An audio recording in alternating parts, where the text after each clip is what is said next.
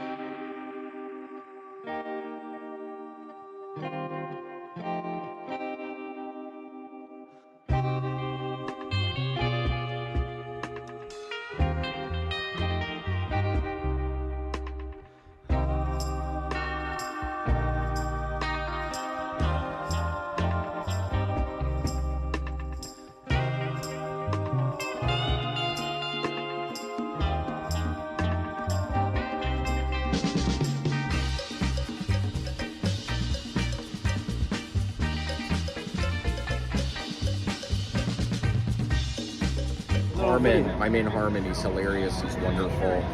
He's He's not me on Facebook anymore. Thank God. He was scaring me with that because he was so good at it. Yeah. Comedy Writers Guild. Comedy Writers Guild. It's a motherfucking Comedy Writers Guild. Comedy Writers Guild, CWG.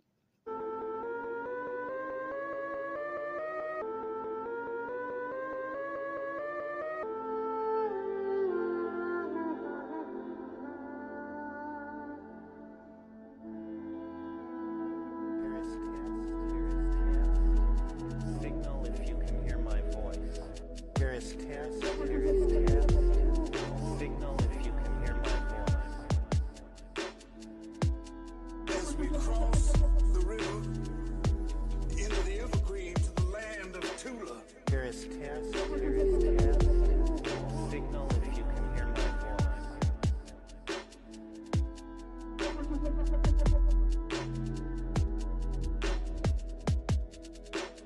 I remember when I built the pyramids, right? It was tough.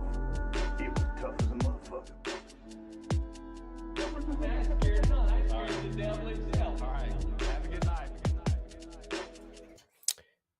Yo, what's going on, everybody? How's everybody doing? I hope everybody had an amazing week. And here we are for another great episode. This is episode 20 of the Comedy Writers Guild.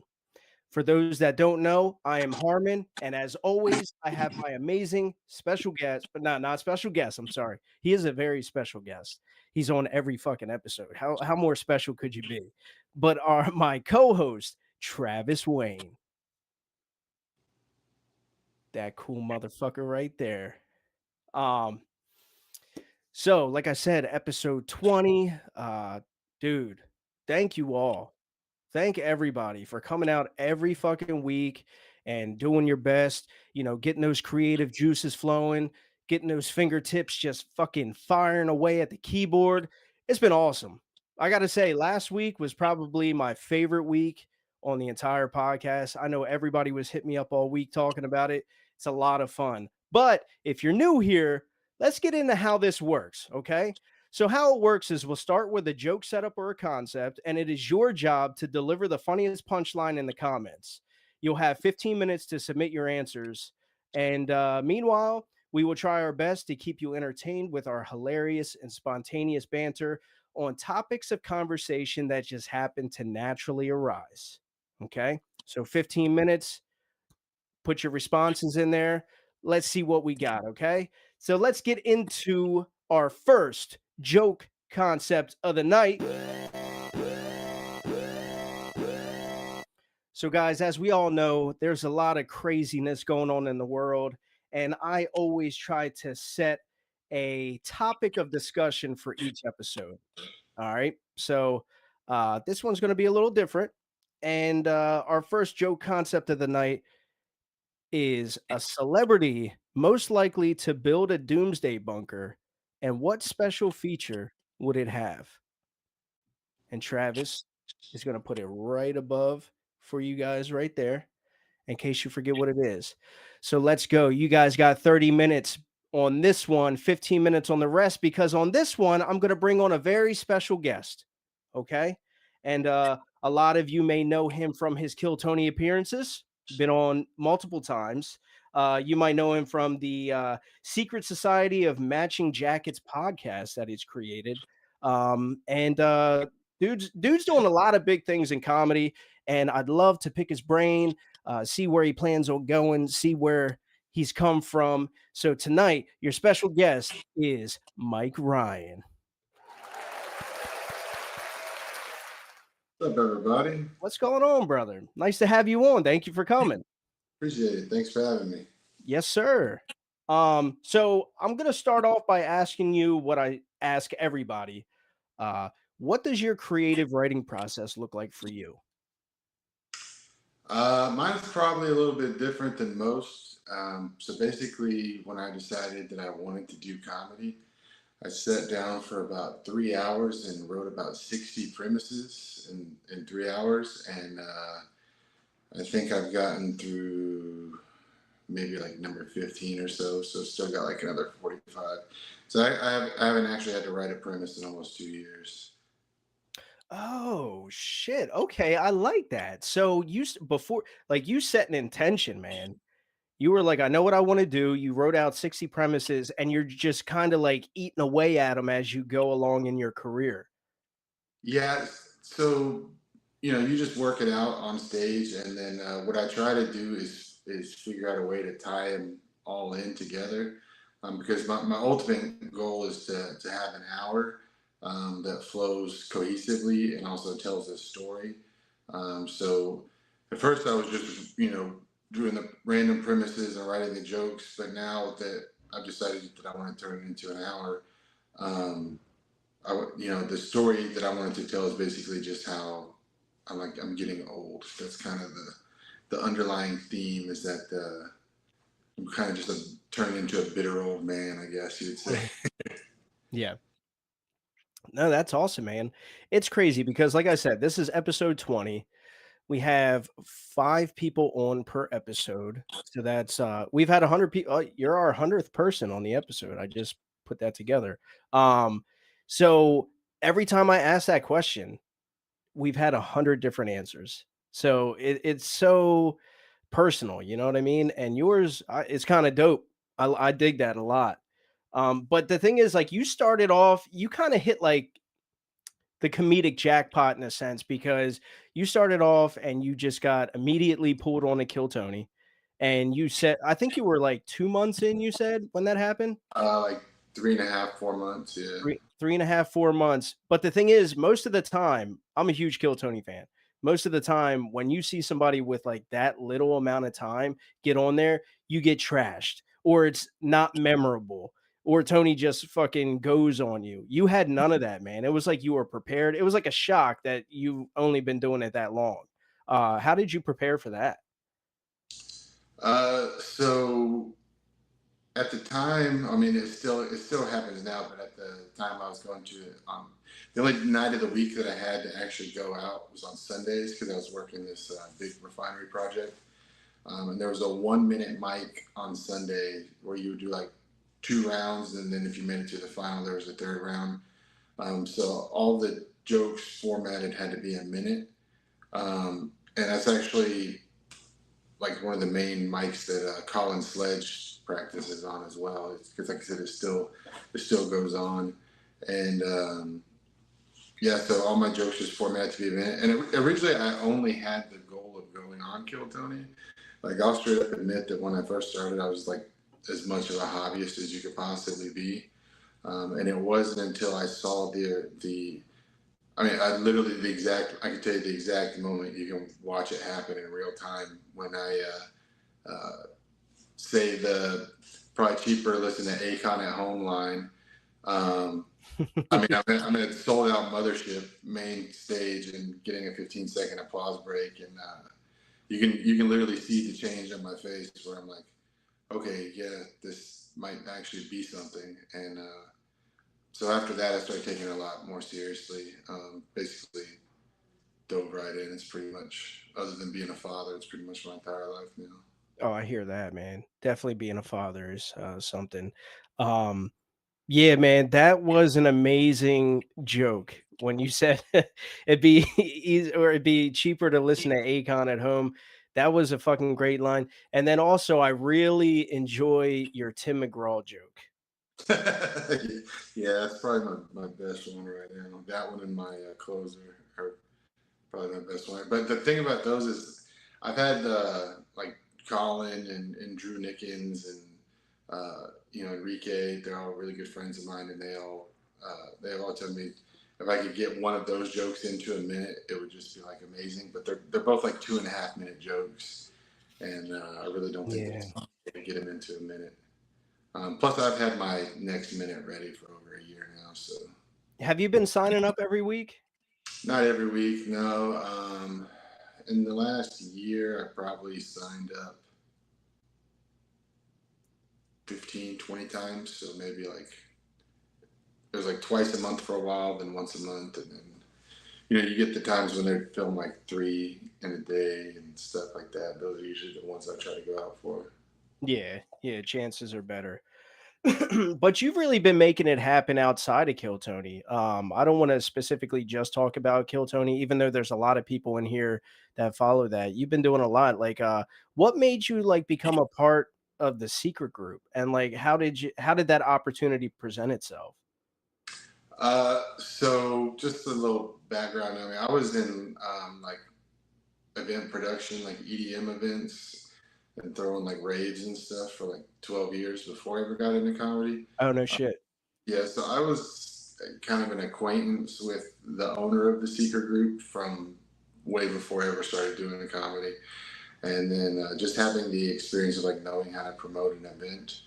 And I had a following that stayed with me from the transition of music to comedy. So I had like legitimate fans from my music that just turned into legitimate fans for my comedy. Um, and so they do a show here called Thursday Laughs. And I had been asking them, I told them I wanted to do a show, and they said it had to be an off night because it can't be a Friday or Saturday because they do their own things. So I was able to get the box, which is 85 seat room for a Thursday.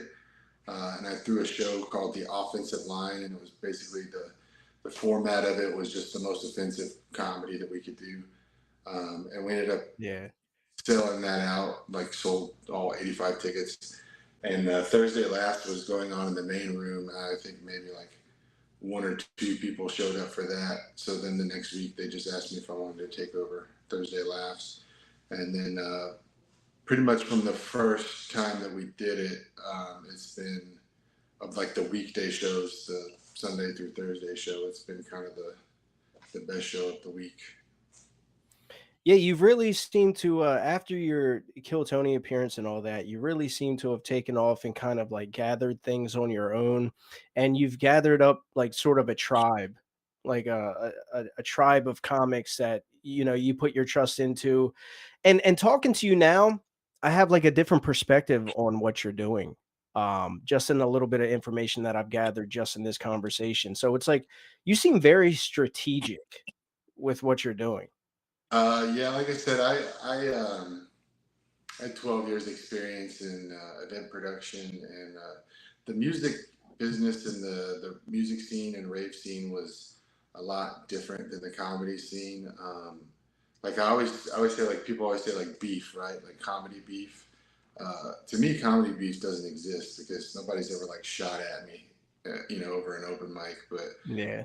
can't say the same about the music business. So, yeah, it's just the way that I reference it is like imagine if you like you played Halo, right? And you got like really good at Halo, and whatever the hardest mode is, God mode or whatever it is, and then a new Halo comes out and you play it on easy mode.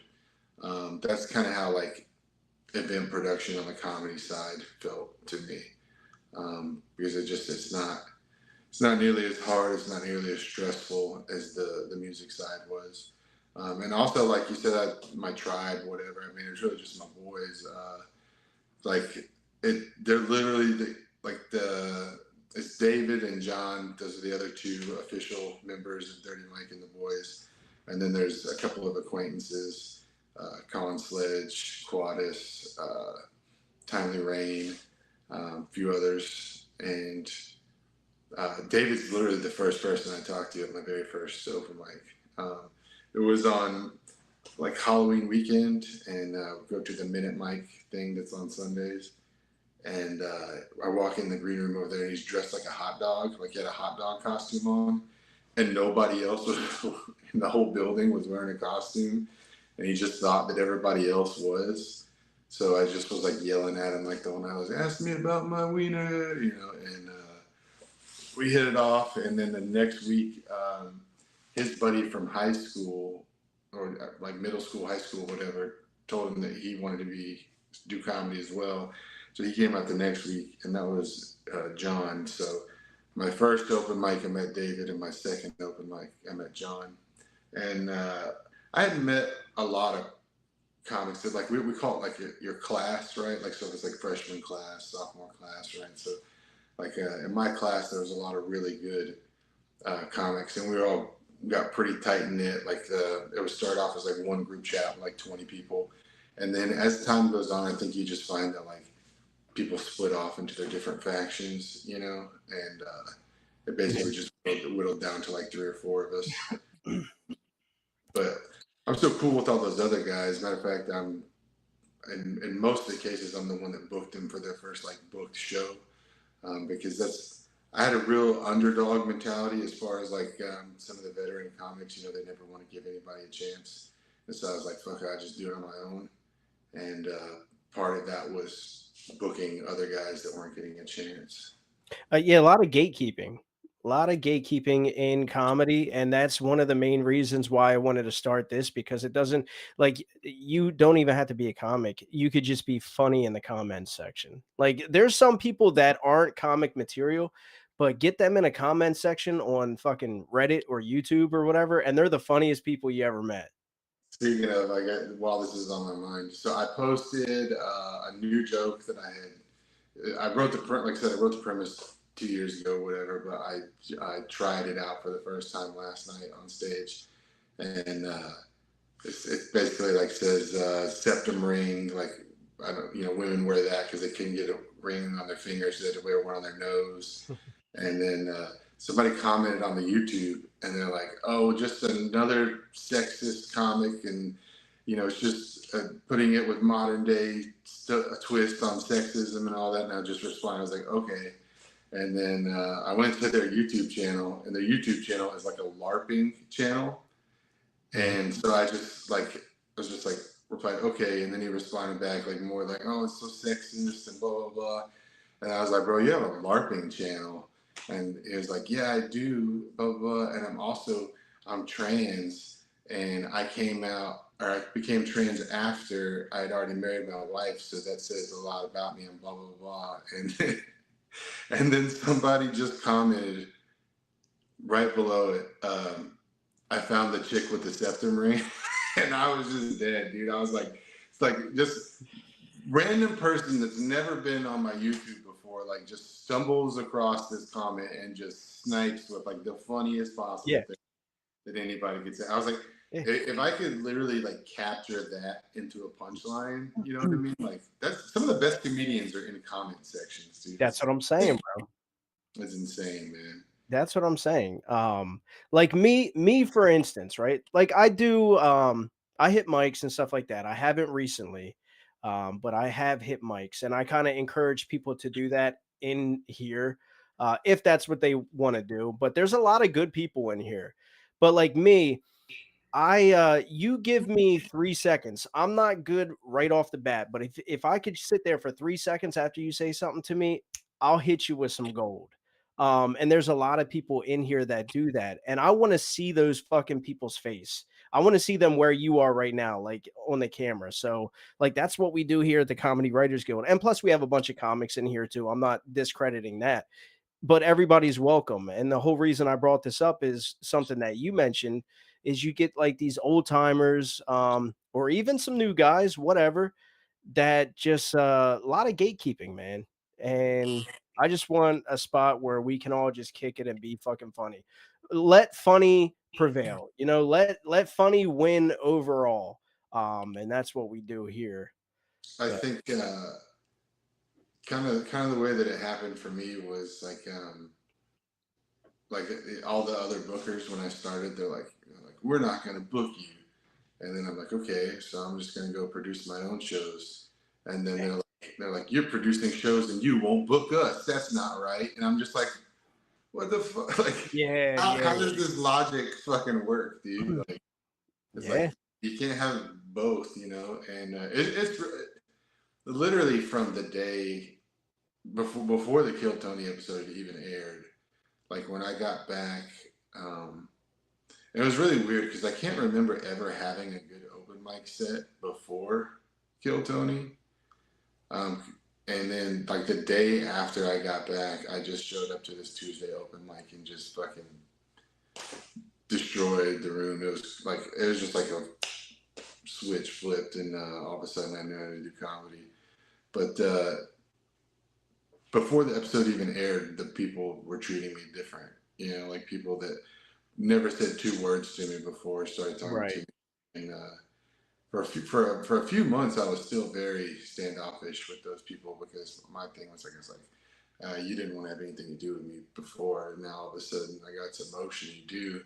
But then that standoffishness kind of wore off because I realized that like the comedy scene is a very, very small world, and it's just best to get along with everybody.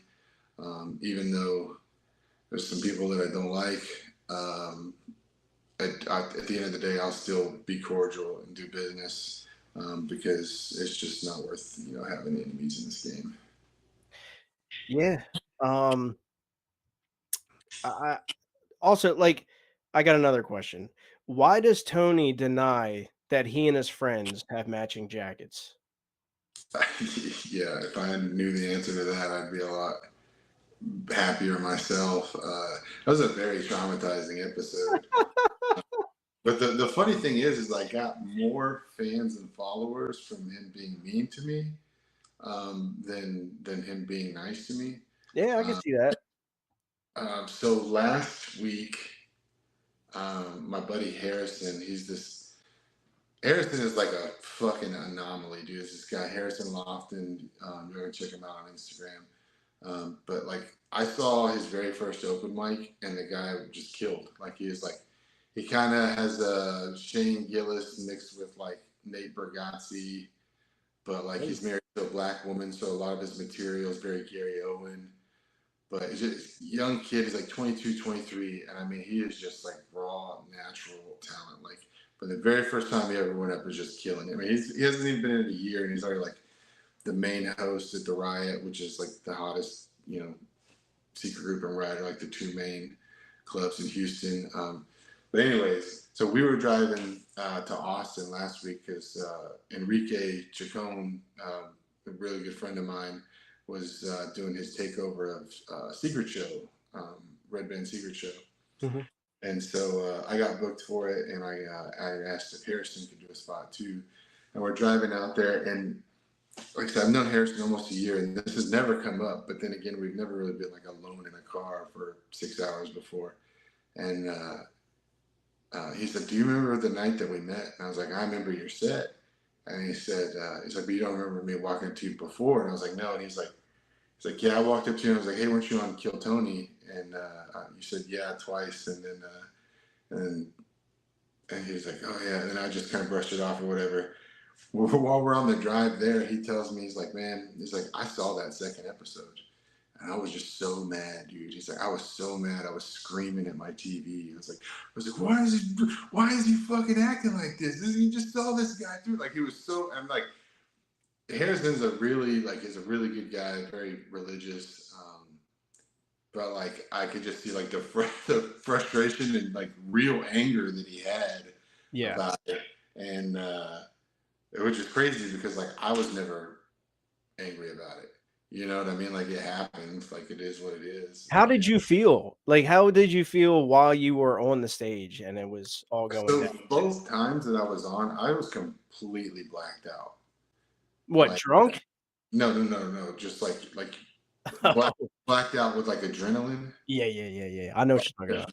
So like, when I walked out the first time, I just remember like tunnel vision, right? Like, just, and like barely, like I remember getting a huge, getting a pop with the Akon thing. And I'm like, remember that I had the rap, and I remember getting the big book. I forgot that I had gotten Secret Show until like 5 hours later. And then the second time, it was very similar. Like, it was the second time, man, I just went in there way too cocky. I was like, for sure, like I was like 100% certain I was getting a golden ticket when I got pulled. Because I had done the Mothership open mic like a couple hours before, and I had a killer set. There was like 16 people. There was only 2 people that killed. It was me, and there was another guy from Houston, Trey Tutson. He's actually touring all over the country with Mo Amer right now. He's like probably the best comic coming out of Houston right now. Him and Mason James and Andrew Youngblood. But we both had killer sets, and the first name pulled out of the bucket was his. and he wasn't there. And then so they pulled two more names out of the bucket. No, they pulled another name out of the bucket, and that person wasn't there. So they pulled two more names out of the bucket, and it was the guy that went before me and then me. So if Trey hadn't been there, I don't know if I would have got pulled that night or whatever. But the fact that we both got pulled just made me like think like, oh, they saw us at the open mic and blah blah. And I was so sure I was getting a golden ticket. And I just went in there like way too cocky because I had done the joke, the homeless guy sitting on the bicycle joke at the open mic and fucking leveled the room with it. You know what I mean? So I just like, I was so confident. That was my best joke at the time. I think I've done it once since the show. Blind Guy Strip Club is in every set, but because there's a whole second half to that joke that I didn't do on the show. Yeah, homeless guy stealing a bike joke, that one got cut. I was like, no more of that. I didn't think you went in there. I didn't think you were like trying to go in there cocky. I think because I do the same thing too. It's kind of like fake it till you make it because I understand the tunnel vision and the blackout type thing. You go in there trying to seem more comfortable than you are. You know what I mean? I think the problem was that I was too comfortable. Yeah. Like I was certain I was getting a golden ticket. Oh yeah, you can't be fucking around doing that, dude. Like I was just like, yep, this is everything's happening. This is it. And then the funny thing is that while I was on stage for that, my first episode was being aired at the exact same time that I was on stage. My first minute was airing because there was a 3-week delay. It's crazy, right? And I think that's part of the reason why like I wasn't so upset, because I came out and people were like showing me the stream and they're like, dude, in the live chat it's just all W's and people saying, like and the YouTube live stream chat is like the most toxic place on the planet other than Reddit. So I was gonna say, you never been on Reddit? Yeah. Reddit, dude, it's so bad. Yeah. What would you say is like your biggest accomplishment like thus far? And like what is your goal? I know you said you want to do an hour. Is that the end goal? I think to be honest, I'm in this for life now, so it's not just about having an hour. I don't think there really is an end goal. What's your biggest accomplishment so far? Or your favorite thing?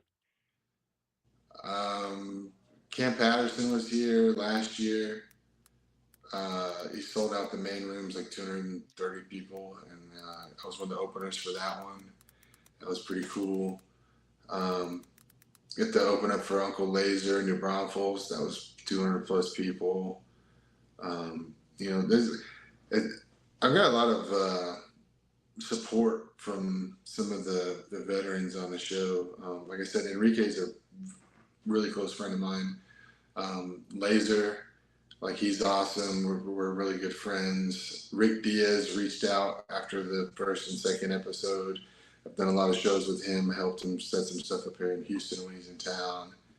I think my biggest accomplishment is just like the fact that I'm doing it. I guess I don't really know to describe it. Like for only being less than 2 years in, like knowing that my name holds any weight at all is crazy. Like when I go to Austin, once a month or whatever, I can get up and do 8 shows in like 3 days over there, and a lot of people that live there don't even have that kind of opportunity.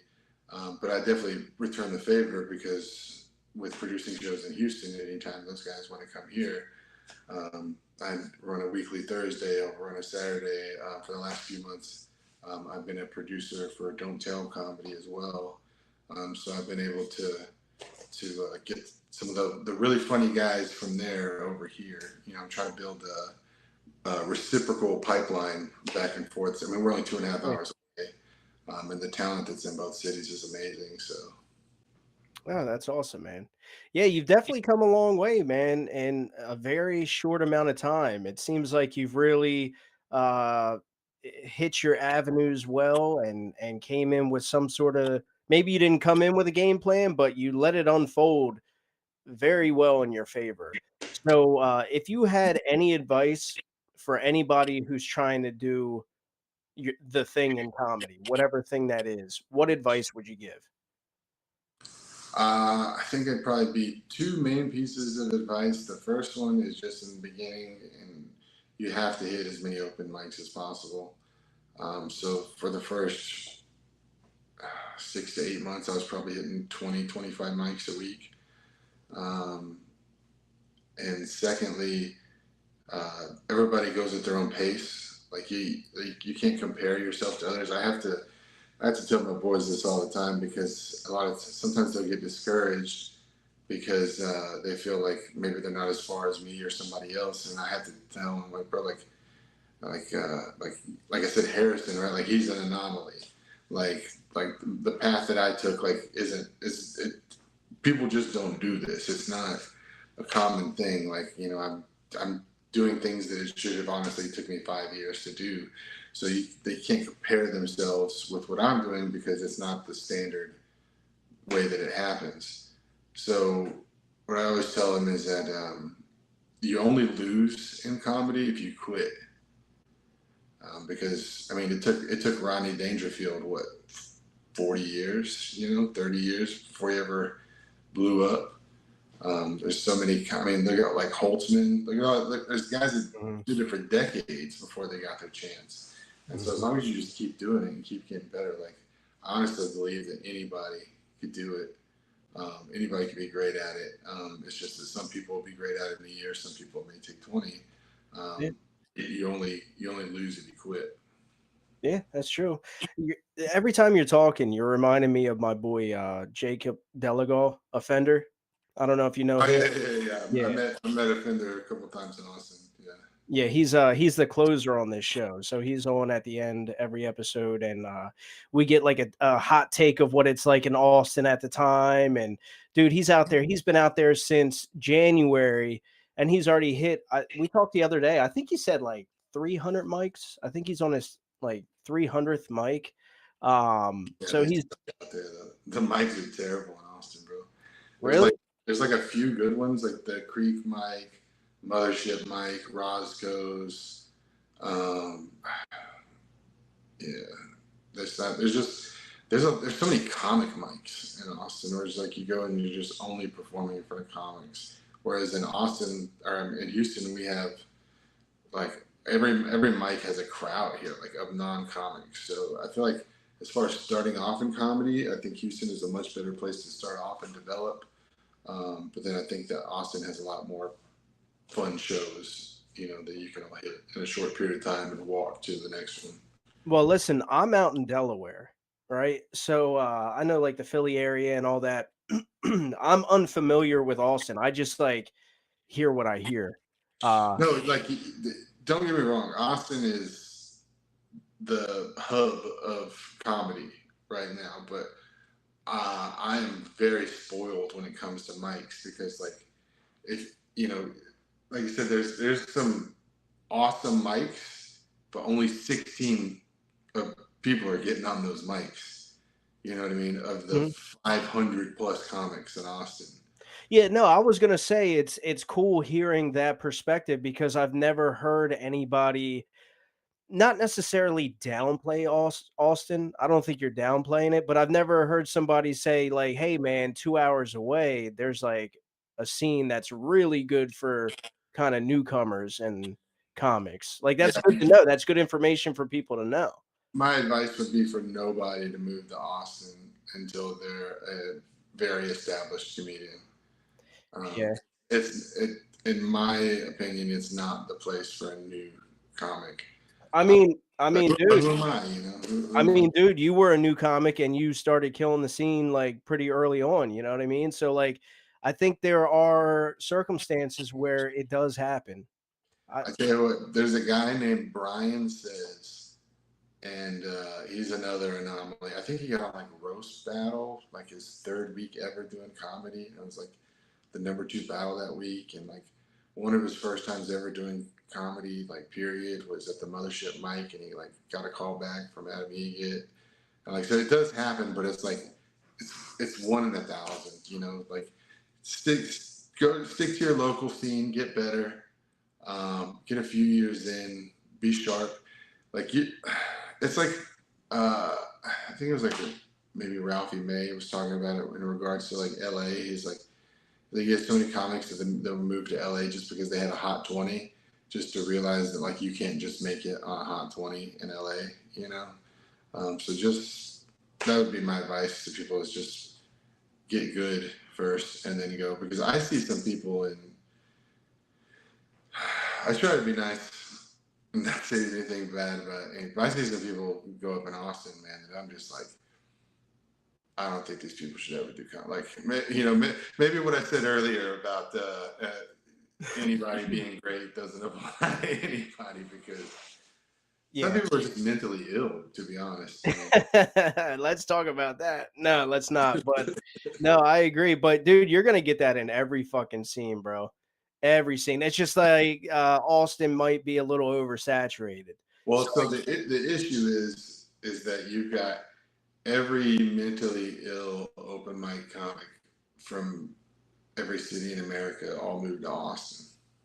Yeah. So it's hard to kind of be seen, because somebody's like, all these people that are scouting and looking are just like, oh man, here goes another fucking guy that just moved down here. But there's some people that stand out. If you're good, if you've already taken the time to hone your craft before you go there, you get noticed right away. Yeah. I mean, from just doing some other sets, like, I mean, I always say, it seems like there's not a lot of mid-level guys in Austin. They're either like amazing or, like I said, they're a mentally ill open mic comedian. And so you get like guys that are just like solid comedians from Houston, and we go out there and like we seem great, right? Because it's new and like it's good. Like we're killing it in front of the crowd, so we get opportunities to get booked more because we're visitors, right? So it's like the bookers, they get tired of seeing the same, you know, comedians all the time. So something fresh is nice for them. But yeah, I don't mean to talk down on people, but there's just a few people out there that like 3 in particular that just really rub me the wrong way. Like, no, I get it. They like to cut in line, bro. Like that shit doesn't fly in Houston, dude. Like if you cut in line and the sign-ups, like you're not even getting up. And these guys, like I said, only 16 people are getting up on these mics, and you got 100 people in line. And right when the door opens, they just cut to the front of the line and sign up. And like that, it blows my mind that people let them get away with that. Because like I said, in Houston, you would either not get up or possibly like get the shit kicked out of you for doing that. Yeah. I'm just reiterating the fact you're gonna have that everywhere. Austin is just like a macrocosm. You know what I mean? What's going on in comedy? Yeah, exactly. We thought the same exact way right there. Yeah. And I mean, like I said, Austin has amazing shows. Like the shows there are so on. Like I try to go out there once a month and do like Creek in the Cave, Vulcan, Black Rabbit, the Green Room. You know, just like Narbar, like anywhere that you can do, because you can just walk from one to the other. Mm-hmm. Like they have amazing. Like on a Monday, Vulcan Can't Even Comedy has like a fucking badass show, like on a Monday at 8 during the same time as Gil Tony. Like, and it's just like the shows, there's just more of them, and they're just better shows, like than probably anywhere else in the country right now. Well, good to know, man. And dude, great, solid advice. It was awesome getting to know you a little, you know, on a deeper level. And is there anything you would like to shout out or plug? Instagram at Mike Ryan Comedy, YouTube at Mike Ryan Comedy 1. You know, just shout out to everybody that's out there putting in some work. I have a show going on in the other room. So what I'm going to do is I'm going to mute you guys. I'm going to walk into the show, show you the show, and I'm going to peace out and hang up. All right? Awesome, bro. Appreciate that. Awesome. That's cool. Yep. Thanks for coming on, dude. figure out how to mute you guys real quick. Yeah, if you tap the screen, it'll be down at the bottom, I believe. I think we got it. Also, audience, links for Mike Ryan's Instagram and YouTube are in the description. Yep.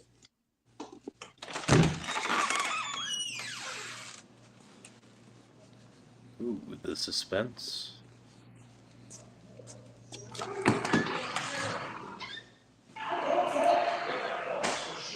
Behind the scenes action. I love golf.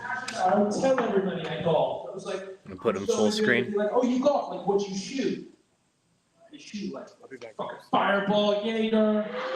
It was a great day. Thank you guys so much, man. Give it up for Dave.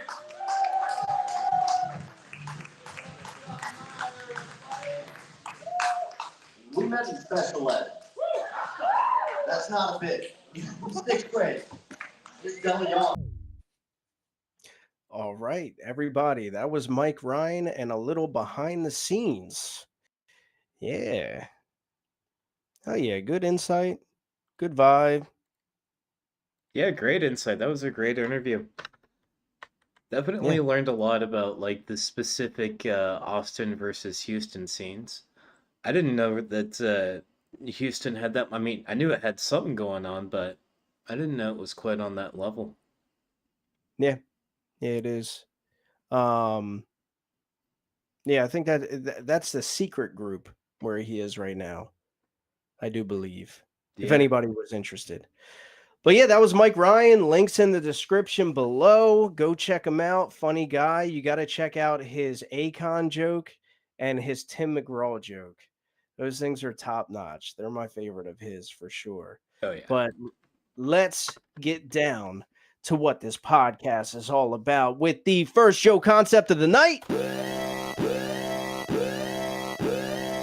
This podcast is really about you guys. You guys in the comments right now, you guys watching. If you don't mind at any point, just go over to Facebook or wherever you'd like and just share the link to this and tell all your friends to join. Let's get funny in the chats together. First joke concept of the night. Celebrity most likely to build a doomsday bunker, and what special feature would it have? Now, sorry, Travis. This joke concept was inspired by, I actually wrote a joke when I was impersonating William Montgomery, because at the time, Jeff Bezos just built a bunker, fucking Zuckerberg just built a bunker. And then guess who came out in the news and said they were going to build a bunker? Rick Ross. So I saw that article and I was like, you know what? William would jump all over the opportunity to talk about Rick Ross's bunker. So I wrote a joke in his style and, you know, I built it up because he likes to write in the style of like, you know, like it's like the news is reading it, like Rick Ross has decided to build a bunker, blah, blah, blah. And I forget how I like started it, but it ended. I said, Rick Ross's plans include a Church's chicken, a water fountain that dispenses lean, and you know that bunker be sitting on 24s. So I thought it was a cool concept, and it happens to go with tonight's theme, which is the current war that is going on. So Travis, do we have some good concept, or do we have some good punchlines tonight? We certainly do. However, there seems to be a little bit of confusion about what exactly a celebrity is. I feel like half of the jokes are about me, you, and various other people from the group. I still absolutely love them, though. Okay. All right. And there were quite a few. We get a little bit bigger every week, and I have a little bit more copying and pasting to do every week. But we're going to go ahead and start it with comedian Steven Ortiz. And Steven said, Diddy would build a doomsday bunker with baby oil fountains. And then Sancho Pancho Villa Comedy said, Liver King with a Joe Rogan AI sparring robot. And from Vicky Veritas, we have Joe Rogan Bunker has a meat smoker and a Kavfifi. Kavfifi. I think that already exists. Yeah, I think it's just his house. Yeah. I think a lot of these comments are just like, yeah, that they already live there. Yeah, for sure. Rogan definitely has that for sure. He's got the money. Mm-hmm. AK said R. Kelly with a urinal that reroutes to above his guest's bed. Yo, that is so crazy. I wish I fucking said it earlier because when I read it off to you to write it down, I was gonna be like, for example, R. Kelly with a urinal that does something. And it Yeah. was just something that popped in my head.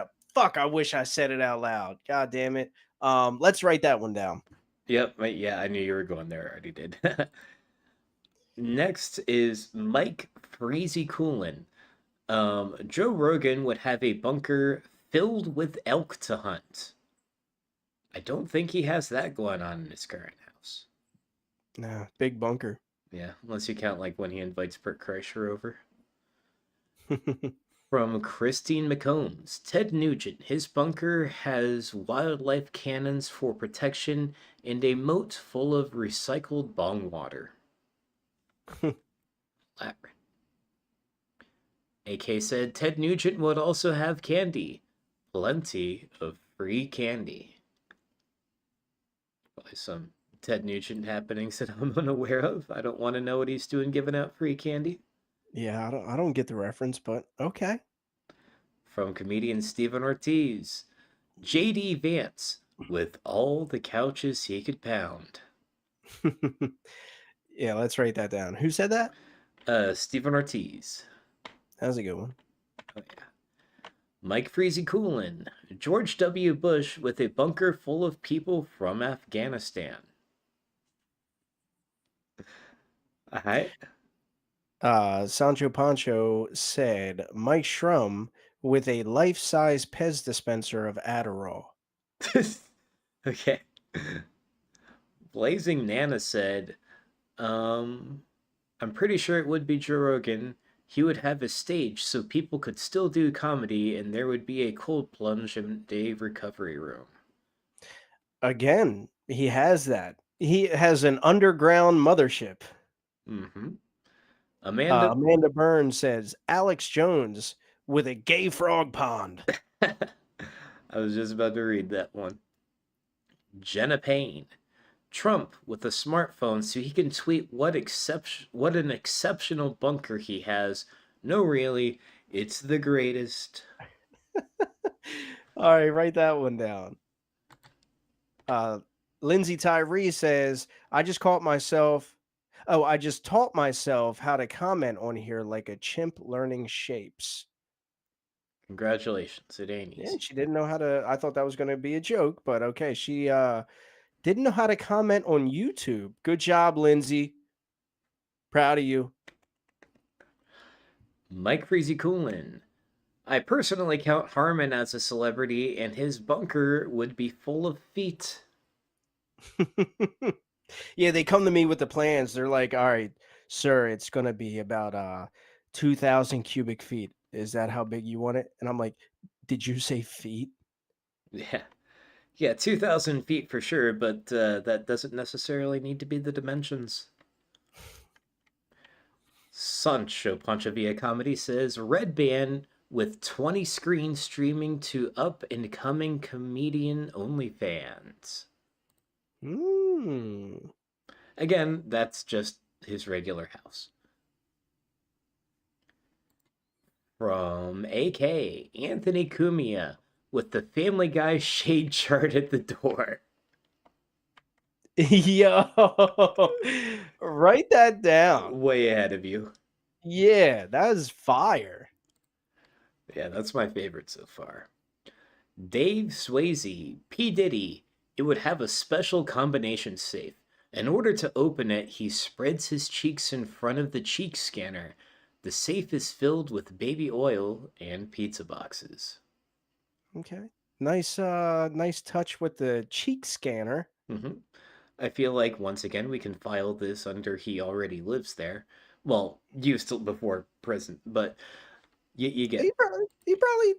Prison's probably the same.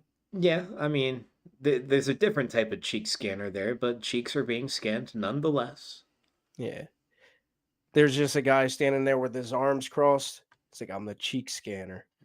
It's mighty fun cheeks. Vicky Veritas says Tony Hinchcliffe's bunker contains one animatronic red band on a soundboard. He still fucks up despite being powered by ChatGPT. Write that down. Oh yeah. AK says Bill Cosby chemistry lab. That's good. Very to the point. Sancho Pancho via comedy. Harmon with the first AI robot pleasure machine. Actually, if it's a bunker and shit goes down, it might be the last AI pleasure machine. Especially when I fucking put my weapon of ass destruction into that thing. Richard Pickle Rick Silva says, I would say Tiger King. It would have a Walmart truck with expired meat, gay slave meth heads on hands, and Walter White's lab in his basement making the tigers gay. Okay.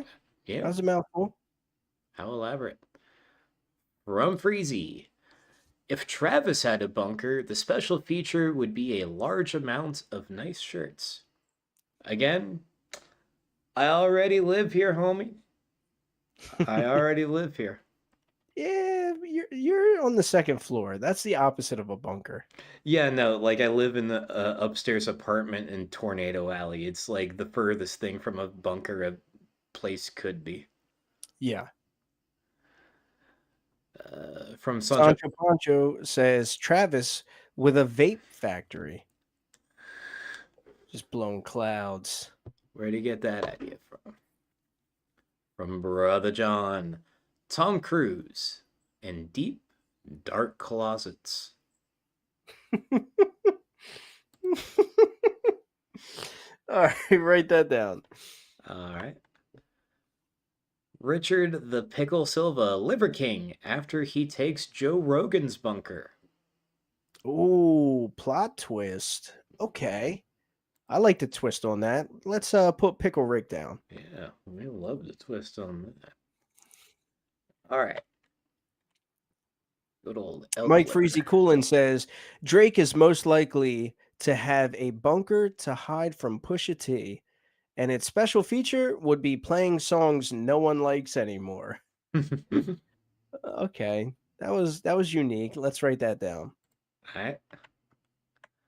From Pickle Rick, Freezy's bunker would have Lexi in it, but not by him, so he could still say, "Where is Lexi?" Yo, all right, put that down. That was good. That was good, Rick.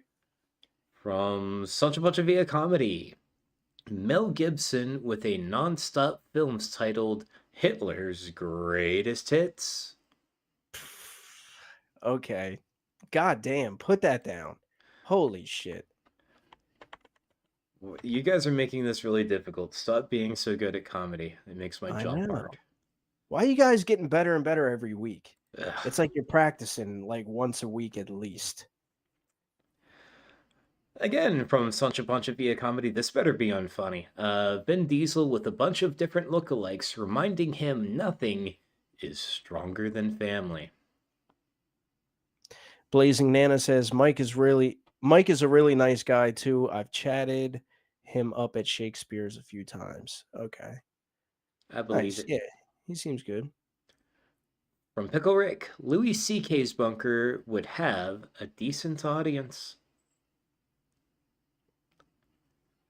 And from Freezy, Ellen's bunker would have a sweatshop filled with employees that she hates. All right, that was good. Sancho Pancha Villa, Marines with a build your own crayon factory. All you can eat. From Freezy, if Pickle Rick had a bunker, it would be jam-packed with jokes that are not funny, would keep a lot of people away. It'd be a lot more relevant if he said it a week ago. I don't know. He found the funny since then. Pickle Rick's been doing really good this stream. He's on the list. AK said, Marines with the correct spelling of your name written on the whiteboard. Mhm. That's a military joke I'm too civvy to understand. Brother John said, Mr. Beast for sure has a bunker full of crazy life or death challenges. From Pickle Rick, Kanye West bunker would be a only white bunker. Well, that would be difficult for him. Sancho Pancho Villa, Carlos Mencia, with fans who believe he doesn't steal jokes. Diddly-doo. How lonely. From Freezy, Michael Jackson already had a bunker, and it was called an amusement park. And from Vicky Veritas, Kanye's bunker got 2 ovens in it. One is regular, and the other is from Netflix documentaries.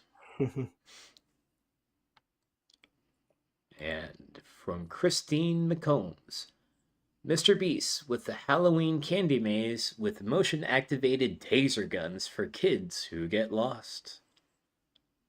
Man, I wish I had some of the motion activated taser guns for the children at my job. Make it a whole lot easier.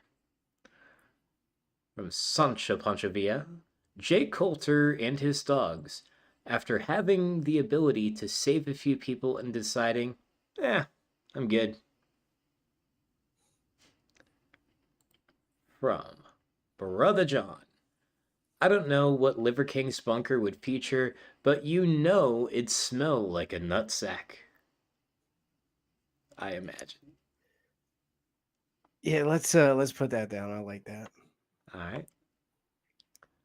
From Freezy, Kanye West would most likely have a bunker filled with clothes he makes you wear that you do not want to. Okay.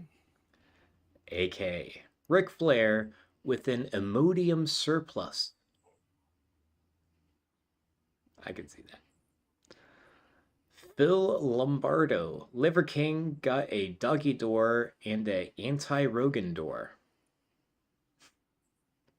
They're the same size. Christine McCombs, Tom Hanks, and the feature is turrets that blast volleyballs, Wilsons, at unsuspecting trespassers. And from We will not be reading Lindsay Tyree's comment. Okay.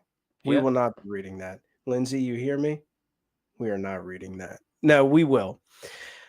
She said if Harmon had a bunker in it, it would be filled with embezzled Burger King inside joke. She happened to be talking to me yesterday, and I snuck some Burger King in on the conversation. I was in the I was in the drive-through, and apparently my girl told her how I'm very food motivated because they talk about food all the time. And I was like, yeah, I just so happen to be in the Burger King drive-through. Do not tell her that I will be eating Burger King and dinner tonight. So thank you, Lindsay. You just outed me. I'm fucking sweating now. I hope she's not watching. Belly Gang. Trying to make a B with my fingers. I'll just do the sign language one. Brother John, the Kardashians' bunker would feature a string of baby daddies and STDs. Mm-hmm. And from Freezy, if there's any celebrity bunker I'd want to be in, it would be Charlie Sheen's. He would have a special feature to make intruders overdose. Yep. I had a friend back in my old hometown that had a special feature that made his friends overdose. It's very exciting. Yeah, we all have a friend like that. Sancho Pancho. I'm already marking it. Yeah, said Casey Anthony with unlimited daughters. That's a good one. You know, I wrote a really good Casey Anthony joke back in the day. And then now that I have kids, I just never even say the joke. I can't bring myself to say it anymore. It's just like it hits different. What a sad situation. Yeah. But yes, great joke. Kyle Yamkowski. Harmon with a horde of feet pics. Again, just like everybody else, Harmon already has that bunker. Mm-hmm. Yep. Why do you think that's what's really in the closet back there, just like completely stuffed with feet pics? Oh yeah. Dude, like if you ever see me like it looks like I'm sitting on a booster seat and I'm like, "Oh no, that's just my wallet." I don't have bills in there. They're just printed out feet pics. Dave Swayze. Travis would have a bunker. It would have a room filled with obnoxious shirts and Bud Lights. No, that's disgusting. The shirts, yeah, fine, but never Bud Light. That's gross. What do you drink? What beer would you choose? You look like a IPA kind of guy or something. Fuck no, no, that shit tastes like piss. No, it's Mexican beers all day. Like I love Modelo's, Pacificos, Corona. Hell yeah. I like Caribbean beers, Carib, Red Stripe, Stag, all that. Fuck yeah. I love all that too. But then don't kill me.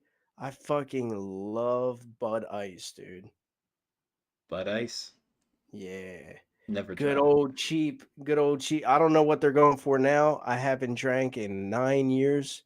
But I used to buy me a tall boy of that shit. It was like, I don't know, dollar 25 or something a can. Oh man, I would slam some of those for breakfast, dude. They were great. Yep, we're offering a bonus guest spot on tonight's podcast for the first person to make Harmon break sobriety. Oh, it's not gonna take much. I'll fucking relapse right now, dude. From Sancho Pancha Via Comedy, Shane Gillis with unlimited grilled cheese supplies. It's bread, cheese, and a grill. I think he already has that. Phil Lombardo said, Mel Gibson had his bunker windows installed by some Hasidic Jew from Brooklyn. They make great windows. From Freezy, Oprah with an unlimited amount of cars gifted to people with no legs. That's fucked up. Yeah, I was about to say something to Zach, but he's got his legs. It's just the arms. From Kyle Yankowski, Mel Gibson with blue face paint, so after the dust settles, he can walk out all epic as William Wallace yelling, "Freedom!"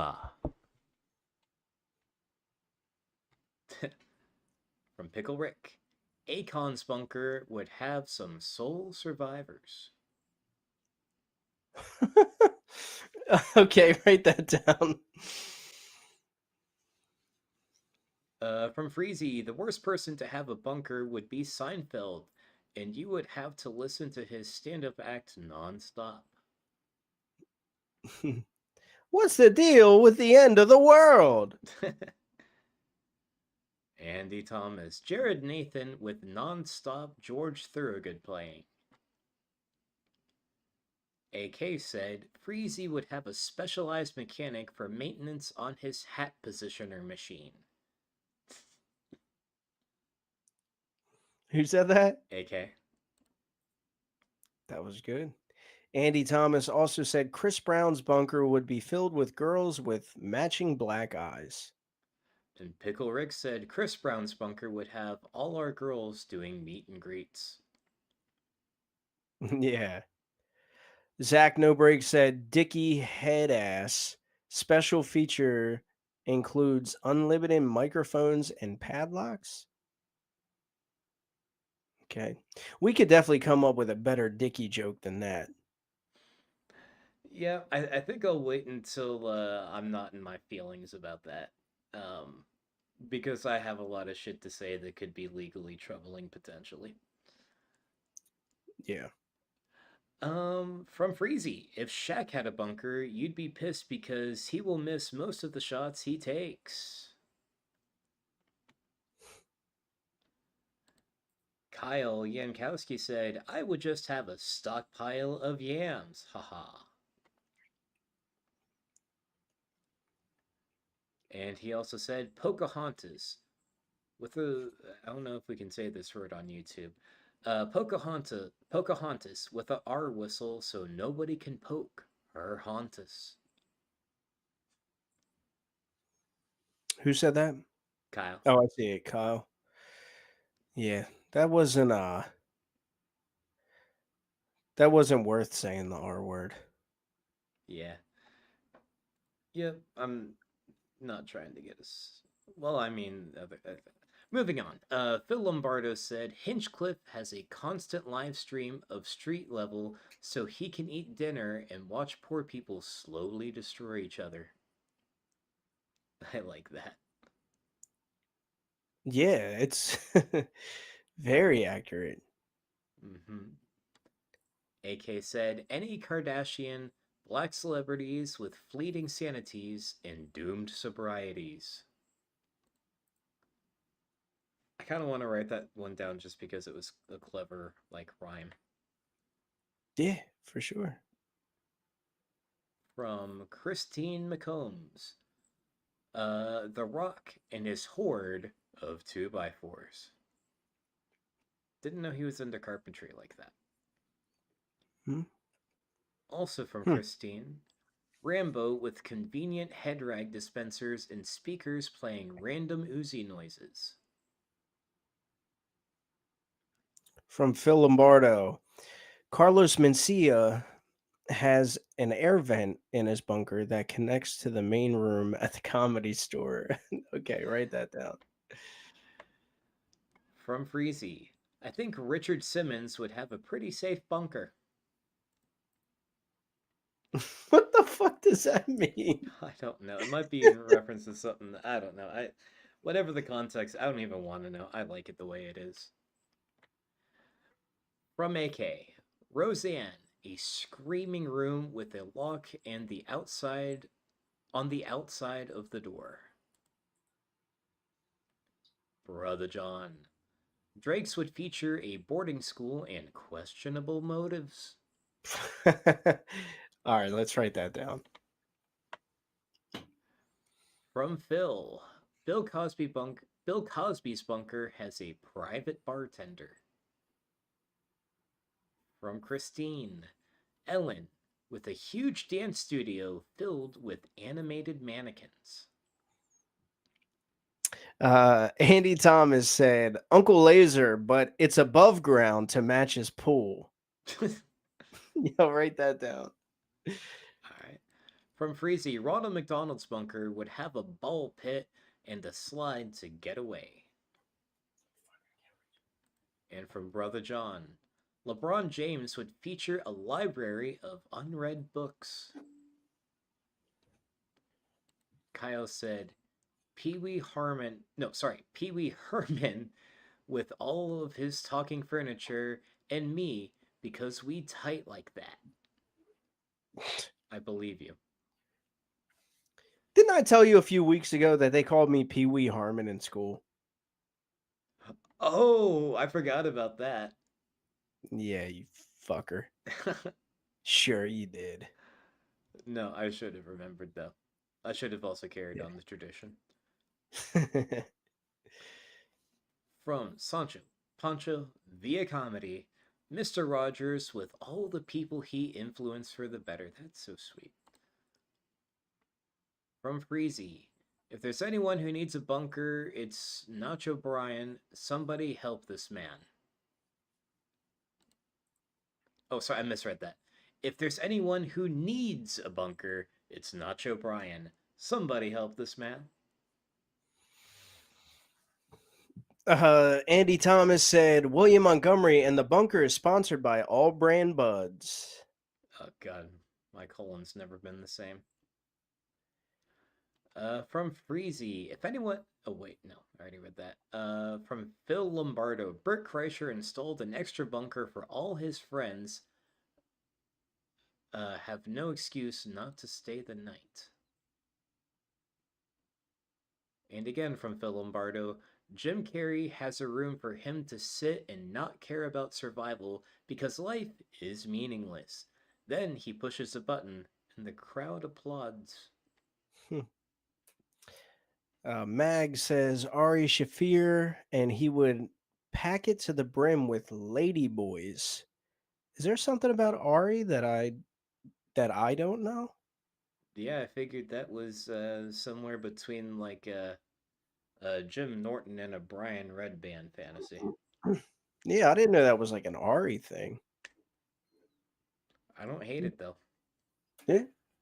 From Freezy, Jeff Dunham with a bunker full of puppets. AK, Tito Ortiz with top of the line jet skis. And from Phil Lombardo, Yi made a bunker with a pool that no one is allowed to swim in. Alright, that's all I copied down. Okay, so Jenna Payne said my favorites are the David Lucas filled with David Lucas. Did you read that? No, people were probably posting jokes well after we Oh. started reading them. That's good though. Like if David Lucas had a bunker, it would just be filled with David Lucas. Yeah.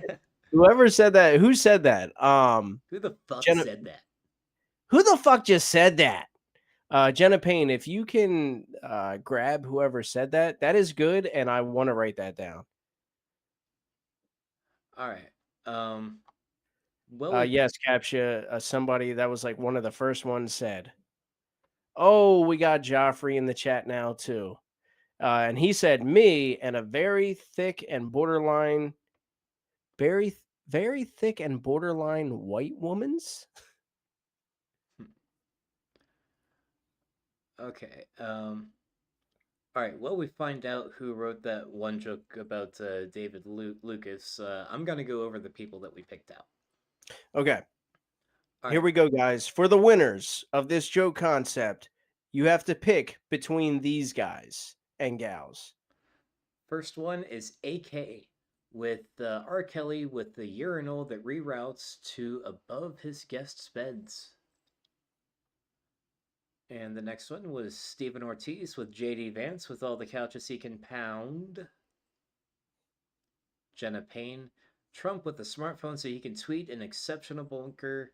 What an exceptional bunker he has. No, really, it's the greatest. Then we have AK again with Anthony Cumia with the Family Guy shade chart at the door. That was great. That was probably my favorite. Vicky Veritas with Tony Hinchcliffe bunker contains one animatronic red band on a soundboard he still fucks up despite being powered by ChatGPT. Brother John, Tom Cruise, Deep Dark Closets. Pickle Rick, Liver King after he takes Joe Rogan's bunker.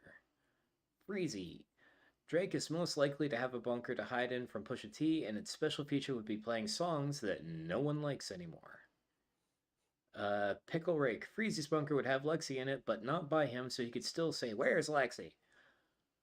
Sancho Pancha Via Comedy, Mel Gibson with non-stop films titled Hitler's Greatest Hits. And scrolling. Brother John, I don't know what Liver King's bunker would feature, but you know it'd smell like a nutsack. Scrolling. Sancho Pancha Via Comedy, Casey Anthony with unlimited daughters. Yeah. Pickle Rick, Akon's bunker would have some soul survivors. And AK, any Kardashian black celebrities with fleeting sanities and doomed sobrieties.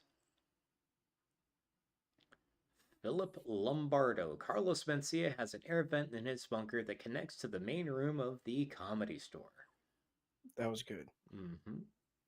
Breezy, I think Richard Simmons would have a pretty safe bunker. Yeah, what the fuck does that mean? Brother John, Drake's would feature a boarding school and questionable motives. Andy Thomas, Uncle Laser, but it's above ground to match his pool. That's smart. I like that. All right. And that's what I got. So go ahead and vote. Will it be Andy Thomas? Will it be Brother John? Will it be Freezy, Phil Lombardo, AK, Pickle Rick, Sancho Pancho Villa. And Sancho, I'd like to apologize for last week calling you Sancho Pancho Villa. I'm white, dude. Sorry. Earth Tone, James, welcome. Siguen siendo gringos normales, güey. Vamos a hacer lo que podemos hacer. And yeah, I think that was all of them. Yeah, so it was. Oh, Vicky Veritas was in that too. So Sancho Pancho Villa, AK, Vicky, Andy, Pickle Rick. Did I say Freezy? Freezy. Oh, Earth Tone is the one that said the David Lucas one. So Earth Tone is in this as well. Or Earth Tone. Yes. The David Lucas, dude, fucking a celebrity that would have a bunker and what special feature? David Lucas having his bunker filled with David Lucas is hilarious. Yeah, Thank you, Jenna, for going and looking that up. appreciate it. All right, that said, I'm seeing a lot of votes for AK here. I see 1, 2, 3, 4, 5. 5. Does anyone else have more than 5? Oh yeah, Jenna was in it too. And I see a lot of votes for Jenna. I see 1. Well, it ain't 5. Yeah, Mike Freezy Coolin is saying, LOL, I got a poem though. Yeah. The thing is, Freezy, you got to win the concept. Mm-hmm. This is fair game, dude. We don't pick and choose. The last poem was fire though. But yeah, Yes. be funny as fuck and you can tell your poem. Yes, sir. I would love nothing more than to hear Freezy's poem. All right. But we got to see if you win, dude. Yeah. Okay, I think that this is pretty solidly an AKW. What do you say? Yeah, man. Bring them on. And while Travis is bringing on AK, let's get into what this podcast is all about. Second joke concept of the night. Instead of dropping bombs on Iran, what should the U.S. drop?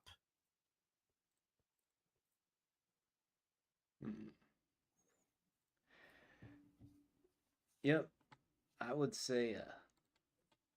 I don't know. I don't want to say it because I don't want to give it away. I want to see if someone else comes up with the same joke. I love doing that. Sometimes I write down what I think people are going to say. Yeah. Yeah. All right. AK has the link. He should be on momentarily. And you've seen the link. What think?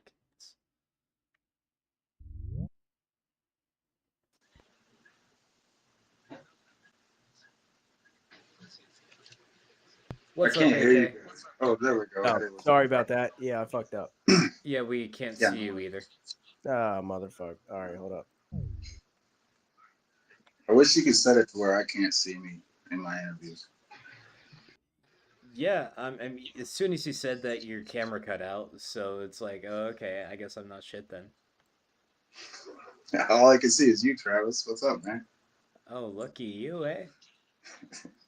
I'm not too bad. Just sitting here copying and pasting these jokes that are now coming at me rapid fire, hoping Harmon comes back soon because I suck at multitasking.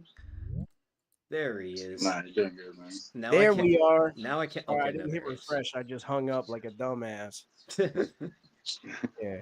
AK, what's up, buddy? Hey, how's it going? Good, Nothing man. too much. Just typing away, you know. Yeah, dude. You shave? You shave the beard?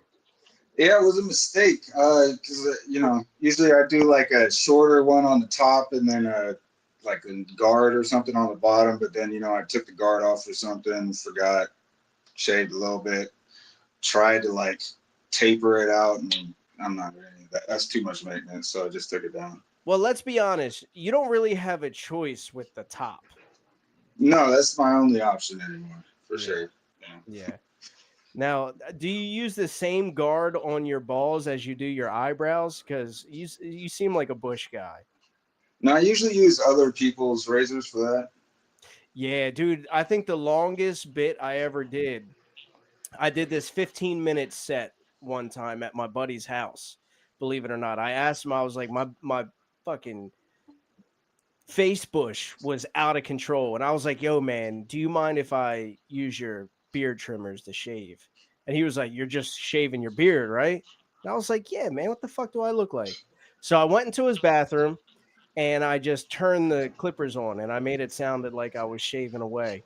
I walked back out of the bathroom 15 minutes later. My face wasn't touched. And he was like, "Yo, dude."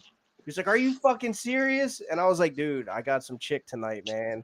Thank you so much. I appreciate you." But That's really, I just wasted 15 minutes of my life all for the bit. right. It was so it was just you and one witness, and that witness was the mark. Yes, sir. It's Sometimes worth those it, are worth though, it, right? though. Yeah, absolutely. Yeah. Well, to be honest, I did shave my asshole. But that's neither here nor there, dude. We actually had a great conversation this weekend. We hopped on Discord for a little bit, man. It was a good time. Yeah, yeah. It's getting it's a little more comfy in there. You know, it's like more of like a chat between friends versus a chat between friends. You know, but potentially in front of an audience. I guess you know. What are you trying to say? Like friends and losers? You trying to call these people losers, dude?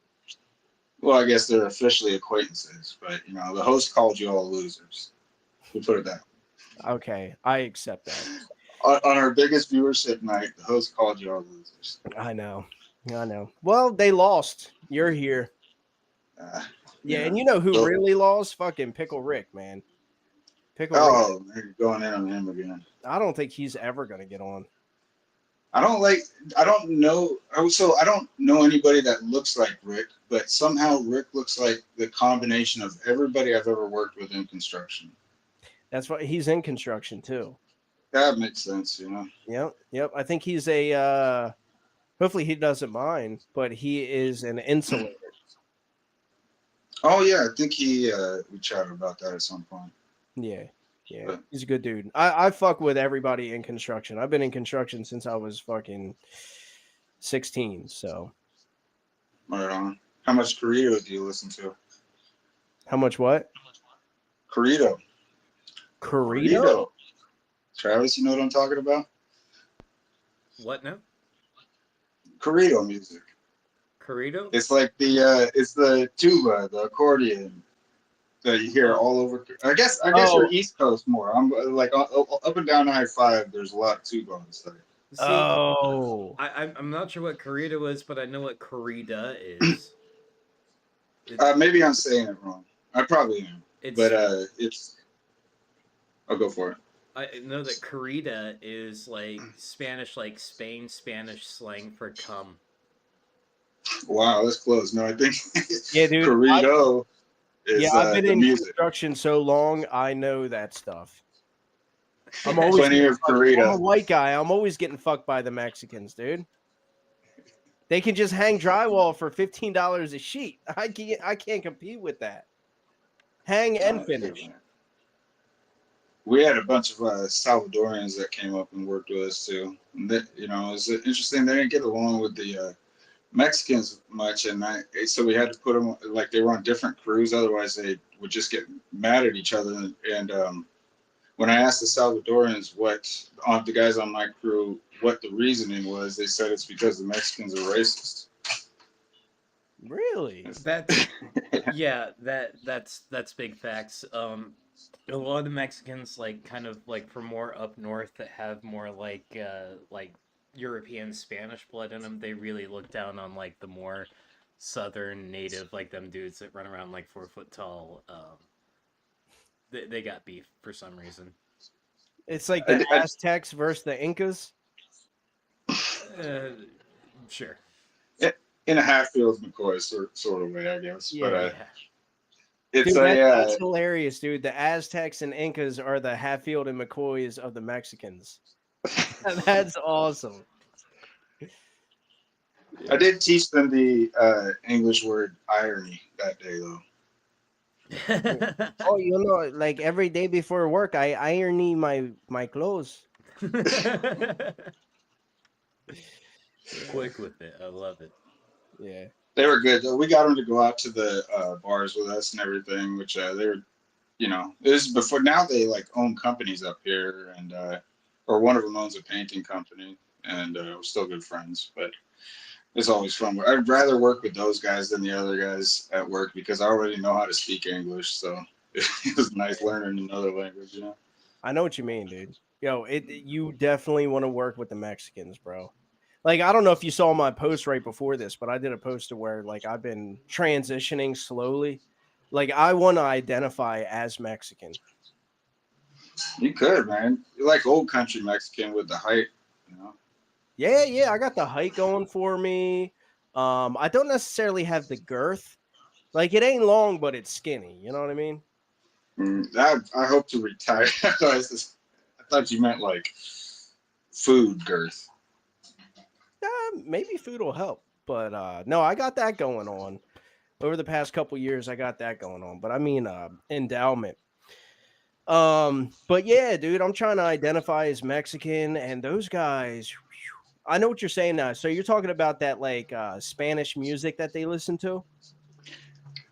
I mean, they speak Spanish in it, but I don't know how much of it's played in Spain. But it's like the country style music. It's like the song La Bamba, and Yeah. that's not an original song. Like he took it from these country folk that were singing it in like a more. It's like folk music, Mexican folk music. I don't know how to describe it No, further. I love. You don't have to. I've been on construction sites. I know what you're talking about now that you said like the music. I fucking love that stuff. I hear it all the time. I'm almost. Yeah, it grows on me. Oh, dude, it's so good. It's like it's almost like circus music in a way, and I'm not trying to offend with that, but like that's what it reminds me of a little bit sometimes. Like they play trumpets and Mm. shit like that, dude. It's so good, man. You can't help but like drink a fucking Modelo and hide it in a wall before you drywall it while you're listening to that. Yeah, a lot of horns. There's a lot of high pitched war cry. There's Yeah. Chelino Sanchez. That's a good one. He's not a great singer, but he's like it's like if as close to that stuff could get to gangster rap. He was like murdered after he got off stage, that kind of thing. Oh, But that dude. Yeah. yeah, Didn't they like hand him a fucking note? It was like the cartel handed him a note and was like, "Yo, this is the last song you're ever gonna play." And he reads it up on yeah, stage, and then you see him like wipe his brow. He's sweating. He sang his ass off. He went out the back door, and they fucking murked him, dude. yeah. All his songs are like this guy and that guy fought off the cartels, and this guy, like all his songs are like that. And it's like this guy got killed, his mom cried, and it's just like Damn, sad dude. stuff. So I gotta tap into my inner like newly transitioned Mexican. I don't know this stuff. Like I feel like I should. I think Spanish the Mexican Spanish is probably one of the funnest languages to listen to. I think everything's sharp, all the edges are sharp, that kind of thing. You know what I mean? It's not like I don't know. I don't know. English has got some strange words, but I think Spanish is my favorite language to hear, even when I can't understand it. Dude, Spanish is my favorite woman. For sure. That's fair, man. That's all right. I mean, I don't want to tell it this time, I guess, but I should have brought it up earlier. But my first two strip clubs were when I was 11 years old and in Tijuana, Mexico. I got pulled in by the locals, like walking by the door and physically grabbed and pulled in. And my dad stopped him it was a wild night. The Tijuana was crazy in the late 80s. Yeah, and my dad stopped him from serving me tequila. But it was like when I saw it from dusk till dawn, it was like that kind of place, but filled up. You know what I mean? Just with people and smoke and everything. But we dodged a couple of things. I smuggled a weapon back across the border that I had bartered for at a market in Rosarito. Yeah, all 11. Oh, and my cousin was 9 years old, and they wouldn't let him in. So there were standards. You know what I mean? They pulled me in and stopped my 9-year-old. They asked him how old he was, and he was 9, and they wouldn't let him in. And he's Mexican. He's like, 2 more years, 2 more years, you come in. Wait until you're a man. You know. Yeah. I can't speak Spanish, but I'll do the accent, you know? You do it better than I do, but it's probably all the Yeah, practice. 2 years. You bring your brother, you bring your cousin. 2 years. Yeah, man, dude. Always a pleasure, man. You're always fucking killing it in here. Great joke. Oh, thank you. Yeah, Yeah, it's working off. You know, like I said, that alley oop. So yeah, brother. All right, dude. Well, hope to have you back next week. Hope to have you back on, man. And I look forward to it. thanks. All right, man. All right, have a good night. See you guys. Later. Peace. As you all know, that was AK. And you would know that because he is the number one person to make it onto this podcast. That's like, dude, we've only had 20 episodes. I think he's been on 30 times. Yeah, if not 40. Yeah. All right, let's get down to it. The second joke concept of the night. Instead of dropping bombs on Iran, what should the U.S. drop? Apparently so much shit I couldn't copy down half of it in the time that I had. So if you want to like read some shit from the bottom of the list, I'll start at the top of the list. We'll meet in the middle somewhere. Let's dock up. Let's go. All right. So first we have Brother John with bars. You kind of said something like that earlier. Mm-hmm. You were like, drop this mixtape. Yep. We got Joe Mama saying body wash and deodorant. Earth Tone with It Like It's Hot. All right, let's write that down. I That's like out that of the one. box. Yeah. Yeah. Mike Freezy Coolin says RFK coming down on a parachute. Morgan Nikki Halstead with the mic. Mic drop. Mike Freezy Coolin says just drop them off all Joe Rogan's. Oh, just drop them off all Joe Rogan's livestock. Okay. All right, I went ahead and marked this one ahead of time. Kyle Yankowski said, "It's pants for some naked leapfrog." I'm glad you wrote it down. You already know. Yeah. Dan Stinson says, "What if after every bomb dropped, the Curb Your Enthusiasm theme played?" All right, write that down. All right, I have to type it out since I didn't like it. Okay. Captia says we should drop a team of astronauts: Katy Perry, Gail King, etc. Write that down. Who said that? Captia. Sancho Pancha via comedy. Ooh, maybe I am transitioning. Send them pamphlets of Harmon and Travis cheek scans. It'll be a change from the goats' buttholes they are used to. Write that down. Who said that? Sancho Pancho via comedy. Brother John says maybe Toby Keith just needs to drop a new single followed by a heavy dose of freedom. Yo, what happened over this past week, man? We have comics in here, dude. It makes my job so hard. Captcha said, "Goats."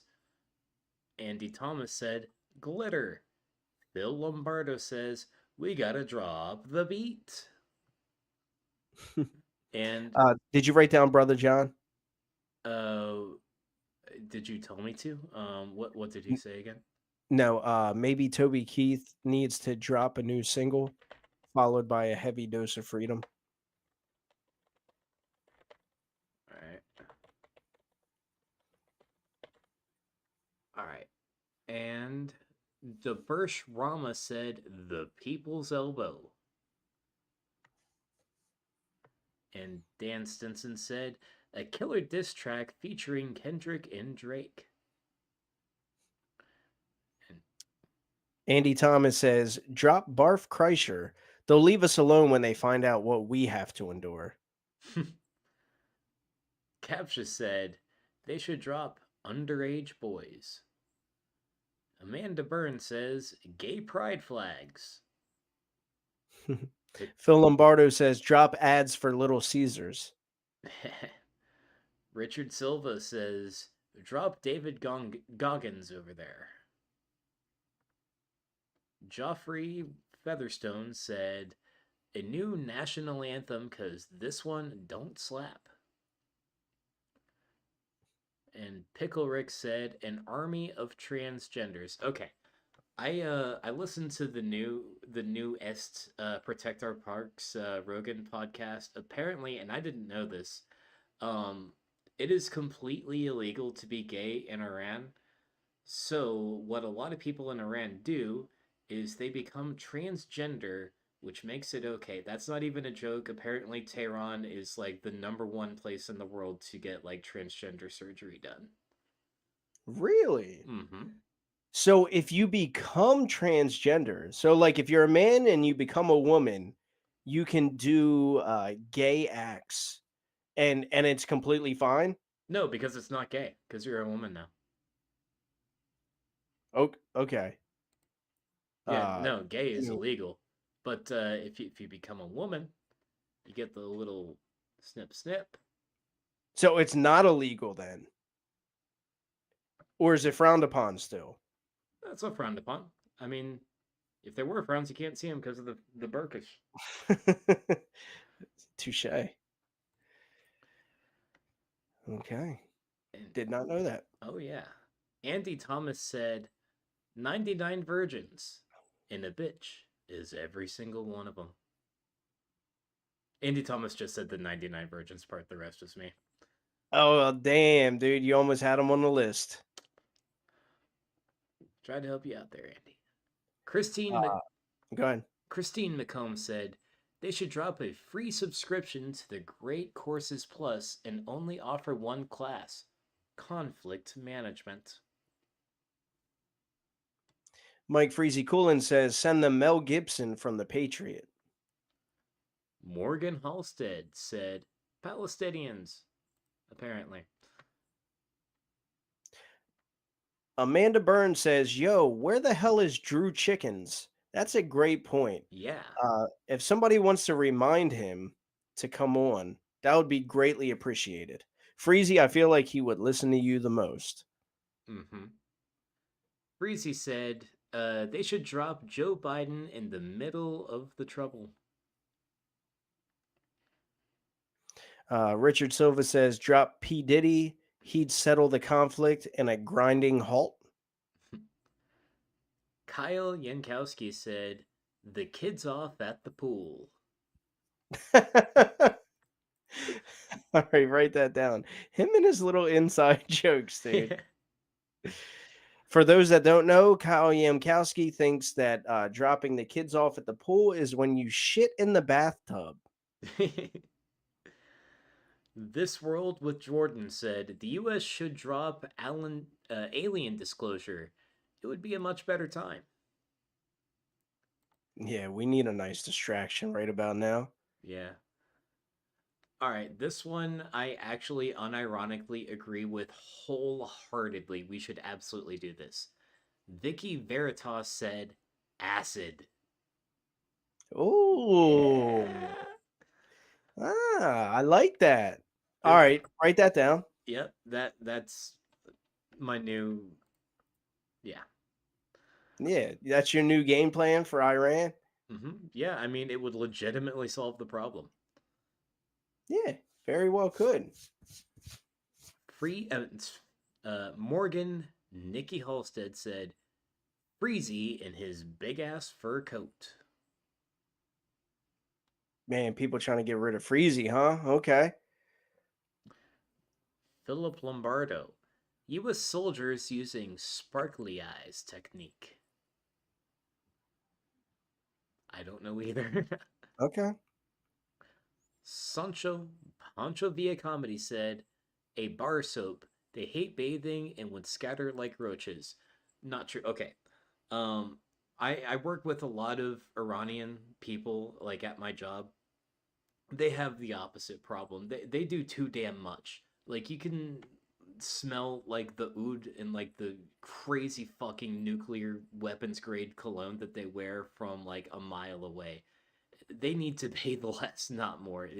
They do too damn much. Yeah, I think what you're thinking of is Indian folks.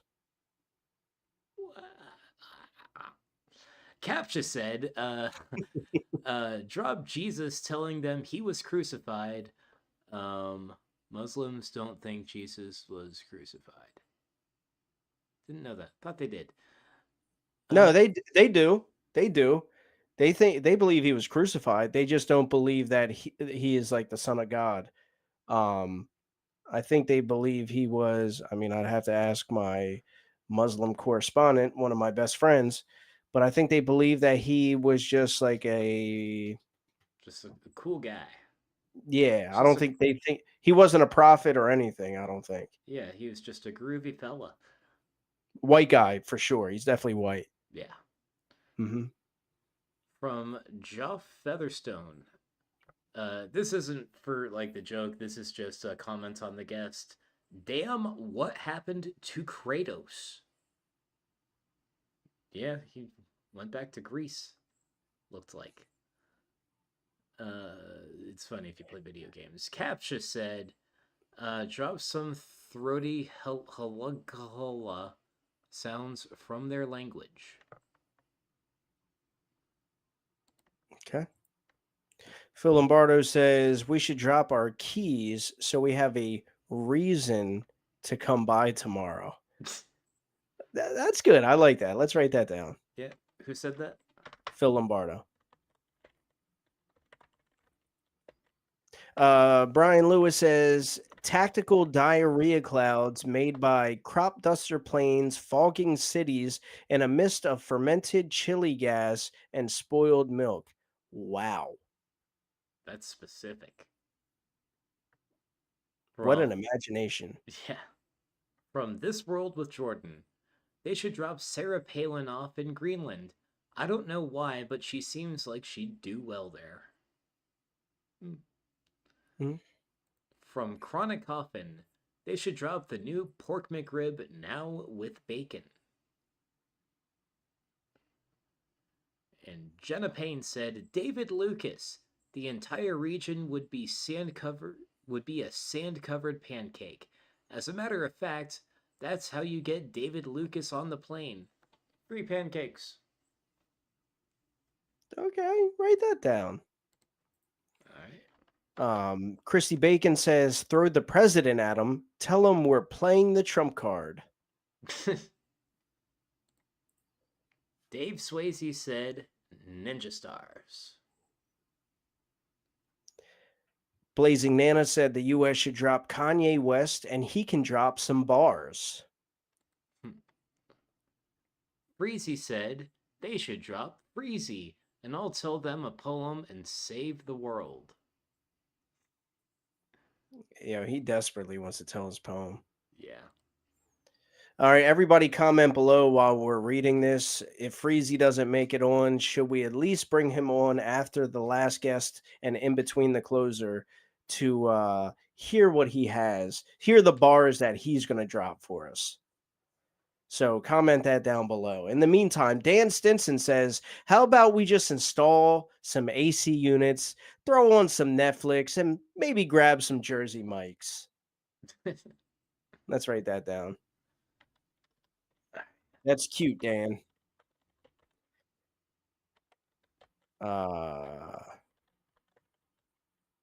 From Captcha. Go ahead. We should be dropping a new special on him. Sancho Pancho via comedy says, drop a bunch of recordings of people asking about their extended car warranty. Andy Thomas said, comedy. And Freezy said, if we dropped off Lil Wayne's new album. I think we met in the middle. Yes, we did. Yeah, I was just about to say that. All right, that's everything. All right. So the ones that you read that I didn't already have copied and pasted down, I wrote the name of the person who did it in like a few key words, so I don't have like the whole joke in there because I had to go fast. Okay. But here's what I got. We have Earth Tone with "It Like It's Hot." We have Oh, Kyle. let me read it off real quick, just so it's easier for clipping later. Right. All right. Second Joe concept of the night. Instead of dropping bombs on Iran, what should the U.S. drop? And Earth Tone said, "It's like it's hot." Kyle Yamkowski said, "It's pants for some naked leapfrog." Captia said, Katy Perry, Gil King, and all the rest of them bitches that were on the space flight. That I paraphrased that one. Sancho Pancho Villa comedy. I just wrote down cheek scans. Yeah, so he said, send them pamphlets of Harmon and Travis cheek scans. It'll be a change from the goats' buttholes they are used to. And Brother John said, maybe Toby Keith needs to drop a new single, followed by a heavy dose of freedom. And Kyle Yamkowski said, "The kids off at the pool." And Vicky Veritas said, "Acid." And Jenna Payne said, "David Lucas, the entire region would be a sand-covered pancake. As a matter of fact, that's how you get David Lucas on the plane, free pancakes." And make sure I didn't miss anything. I feel like there was more. I believe there was more. No, there wasn't. Okay. All right. So the contestants for this concept are going to be Earth Tone, Kyle Yankowski, Dan Stinson, Capsha, Sancho Pancho Villa, Brother John, and Vicky Veritas.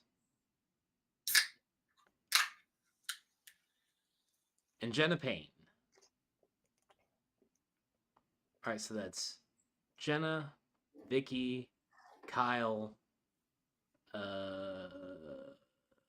Dan Stinson, Sancho Pancho, and Brother Capsha. John. Brother John, and Earth Tone. And while I'm reading off the third Joe concept of the night, oh, actually, we're going to wait. We got to find out who that is. Travis, do you mind hitting up Offender? Because I have not seen him in here, and make sure that he's coming on. Gotcha. Thank you. All right. I am so far seeing 3 votes Vicky. All right, let's see if anyone's going to get more than 3. Oh, 4 votes Vicky. Let's see a new face on here. Let's see, where is... Yep. Joke World with Jordan, he said, bro is smashing the bubbly tonight. Yeah, dude. Every fucking week. Typically, I always have it in I got everything so far away from me. I didn't wash this from last week, but you can get a really nice clean one if you wanted to. Look at that. It looks so fresh. The inside might be dirty right now, but the outside is clean. My God. Where can one find such amazing kitchenware? Oh, Travis, well, I thought you would never ask. If you go here, screenshot that right quick. Boop. God. Man, you know what would make this perfect? If I could get like a t-shirt to match my coffee mug. Oh man, that is a good idea. I wish somebody thought of that. And thank God they did. Because you can get your Comedy Writers Guild Fuck Bitches Get Funny t-shirt. The first 1,000 get the OG member shirts. And what does that come along with? This little bad boy right there. Pew, pew, pew, pew. I couldn't reach the sound effects, so I had to create my own, folks. Every dollar will be donated to whatever the fuck will be dropping in Iran. No, I'm just kidding. Uh, oh man. Yeah, it will be donated to gathering more stuff for the podcast to make this a better viewing experience for all you lovely folks. So head on over and get your official OG merch or a nice motherfucking mug. All right. Batteries not included. Love that. I'm gonna buy all of that and turn my life around right now. But what I'm also doing right now is I do believe that tonight's winner is Vicky Veritas. Great job, Vicky. Vicky, look in your request, your message, request on Facebook, and look for a Travis. We're actually Facebook friends, so she shouldn't have to look too hard.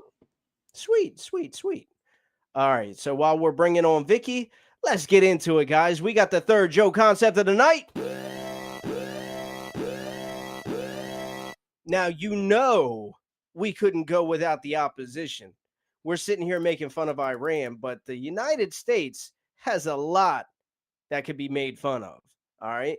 So instead of dropping bombs on the US, what would Iran drop? On host. Travis. Oh, Actually, there she is. Welcome, Vicky. What's up? All right, hang on. Let me mute my iPad here. Let's get into Hang it, on. guys. We got Yo, welcome on the podcast. I did it. We did it, boys. What's up? You did it. You did it. You look like you dropped some acid. Not tonight, actually. I'm just chilling. Okay. Well, let's get to know you a little bit. So, very funny stuff. Thank you. Are you a comic? So I was a columnist for crack.com back when like it was really good and like that used to like really mean something. Anybody know? Like how old are you guys? You guys like remember? We're like, 34 and 35, but I remember all right, clearly so like crack you used to remember, be awesome. you remember a time when things were different and people used to value like that kind of humor on the internet, and well, things changed, and then I stopped doing that for a while, and I miss writing comedy. I haven't done it in a long time, and I met you guys on Facebook and it seemed cool, and I've been following like the stuff that you've been doing and it seems cool, and yeah, thanks for having me on the show tonight. Thank you for being on. It's Absolutely. an honor. I appreciate that. Absolutely. Yeah, no, I'm not familiar with crack.com, but I was a huge fan of the not.com, just crack. I was a fan of that. No longer, but yeah, can you explain that to me a little bit? What is crack.com? So back in the 80s, something that they did, like the government, like to like try to like incriminate the African American community, was they created crack out of cocaine and planted it in the inner city. So that Brilliant. Thank you. Brilliant. Okay. What were we talking about? So now there's a website to incriminate people. No. Okay. So it's all right. So now that you know crack, you're familiar with crack. It's addictive education is like the concept. So there's humorous articles and videos and lots of humorous content, but with an educational value, with some kind of comedic edge and always a twist. Oh wow. It's pretty interesting. There's no way that you're the person that wrote that one article about why cats are assholes, are you? No, that one wasn't me. No, that sounds like something I would do, but no. I did like a lot of things about like technology. I was the author of Why SpongeBob is a Tampon. Maybe you're familiar. I did. No, but I want to be. I like that. I'll send it to you later. I was writing for a couple different websites too, and I did like another piece on the Adam Sandler universe. It's really nerdy. It took me forever to do. I consumed every piece of Adam Sandler content like available. Like I went all in on that one. Like I really. You were like ChatGPT before ChatGPT. Absolutely, man. Damn, that's awesome. That's fucking sick. I don't remember that. There used to be this thing on Facebook. I don't know if you guys remember it. It was called Tag LOL. Mm-mm. And I think it was like a .com too. You could go to taglol.com. And what it did is like it pretty much we did a concept on it a few weeks back where it gives you like a picture, like a meme, and you Mhm. have to and there we go again. I'm just getting zoomed in on. You do a meme, a picture, and it just whoever comes up with like the best tagline or whatever, just caption this meme. Yeah. And I was like one of the top commenters on there, but there was this guy, I forget his fucking name, but I remember his profile picture was Spock, and the dude killed every single one you flip to. He was like the top commenter, and I was like, I gotta beat this guy. So it turned into a competition, and I started getting like way up there. I was like one of the funniest ones in the comments, and then they took the website down. I was so mad, dude. He sounds really cool. I remember the first time I used the internet. What? What do you mean? I don't know. I'm just making a joke. I'm You trying to just call me old, dude? Like, the fuck you talking about? Are you insulting me right now? no. I was trying to make a joke, and Well, that fucking bombed. thanks, guys. I'll No, be here. it's all encouraged here. I love it. I'll be Fuck here for you. not much longer. Well, usually we get 15 minutes, but fuck this bitch. All right, it's been nice 6 minutes. Get out of here. No, for real. I'm done. I'm good. No, no, I'm having. no. I'm like having a panic attack. No, I'm fucking with you. No, I encourage it. Like, dude, you're good. Okay. No, I want to learn more. So like, do you have any plans of doing comedy at all? So like, I'm currently off for the summer for like the first time in like forever, and I'm like dabbling with the idea of like doing some kind of writing again. Sweet. So Yeah. like, I want to like figure it out because like I took some time off and like decided like I wanted to do something totally different. So like that I could like get some experiences and like do some shit to write about. You know what I mean? So I started like working like with animals Okay. at like an aquarium, and then I was like a safari tour guide. So like I got a lot of crazy experiences working with people and like public speaking stuff, and I decided I'm done with that and I want to go back to like doing what I want to do. What Which do you is want to do? I love writing comedy. That's like what I want to do. Okay. I went on a little hiatus, and now the internet's a lot different. Now it's all TikTok. So I'm just Yeah. trying to figure stuff out, and yeah. Good for you. Yeah, TikTok's fun. I got on there late in the game just because I thought it was like some kids platform, Just like I didn't want to go in there and just see little 12-year-olds dancing and shit. But then like I got into it because I was working with these young guys, and they were like, dude, your stuff that you write about and everything would be perfect for TikTok. Yeah. And I tried it out and I got some followers. I was like, "Oh shit, this is like a cool little platform." But it takes so much fucking time and energy to edit the videos and all that shit. So I just kind of got out of it. But you're right, it's way different. The internet's quickly evolving. Like, let me tell you, that's how I found this podcast, this like live podcast. I first found it on TikTok, because that's what I'm looking at right now, like at this time of night. It's nighttime here in New Jersey. It's like 11 o'clock at night. Oh, you're in Jersey? I'm in Delaware. So Yeah. okay, you're right over the line. Right over the bridge. Yeah. Are you east or west? I'm by the beach, boy. Oh, look at you. Jersey Shore in the house. You know, I was just sitting here wondering, is Vicky Latina or is she Arab? And then you said New Jersey, and I was like, oh, she's Italian. That Yeah. And she's snooky, dude. Yeah, Yeah. literally. sneaky snooky. Sneaky little snooky. Yep. Sneaky snooky sounds like when you're like cheating on your girl and going and getting some puss. So I got some sneaky snooky last night. I was thinking it would be a good username for like OnlyFans. That's like my OnlyFans channel, Sneaky Snooky. I like that. That's a good name. Write that down. Do you have a favorite joke that you've written that you care to share? Just the idea that SpongeBob is a tampon is something that is very special to me. Something that's near and dear to my heart. Something very personal for me. Damn. Something that, Yeah, That's deep.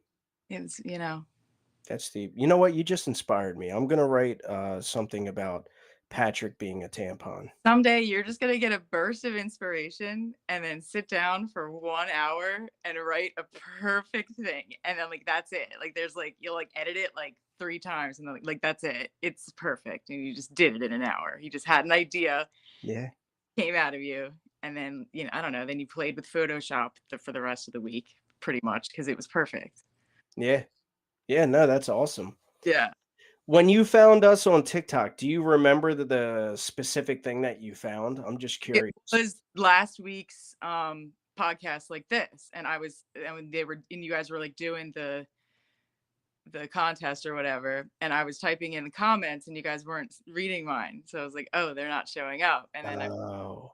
on YouTube, so then I switched over to YouTube. Oh, I got you. I got you.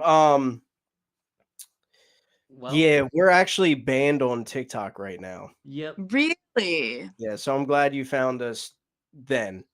Yeah, totally. Yeah, we're banned. Yep. Travis, how long is our ban?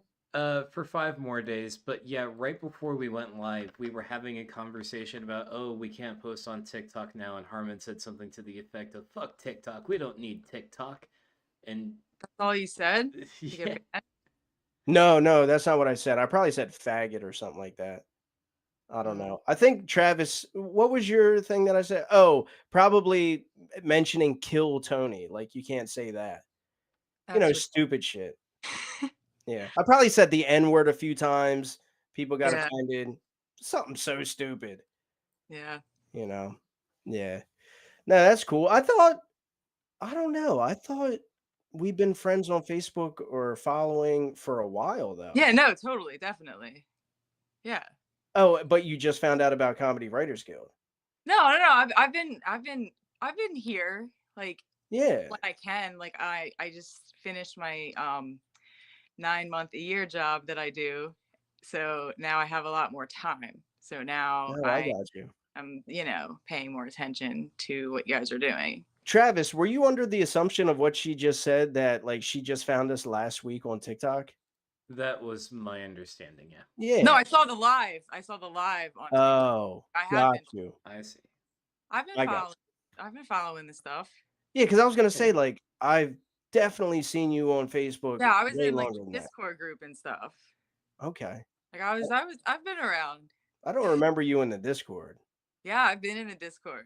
I was never on video on Discord. Oh. You guys okay. used to bully me about it. Here I am. Okay, so you have been in Discord. That sounds right. That's par for the Yes. course. Yes. Mm-hmm. Yeah, Freezy is probably like, Harmon, who's this scary bitch? That's me. Who's a scary ass Mexican bitch? It's me. Definitely me. Yeah, See?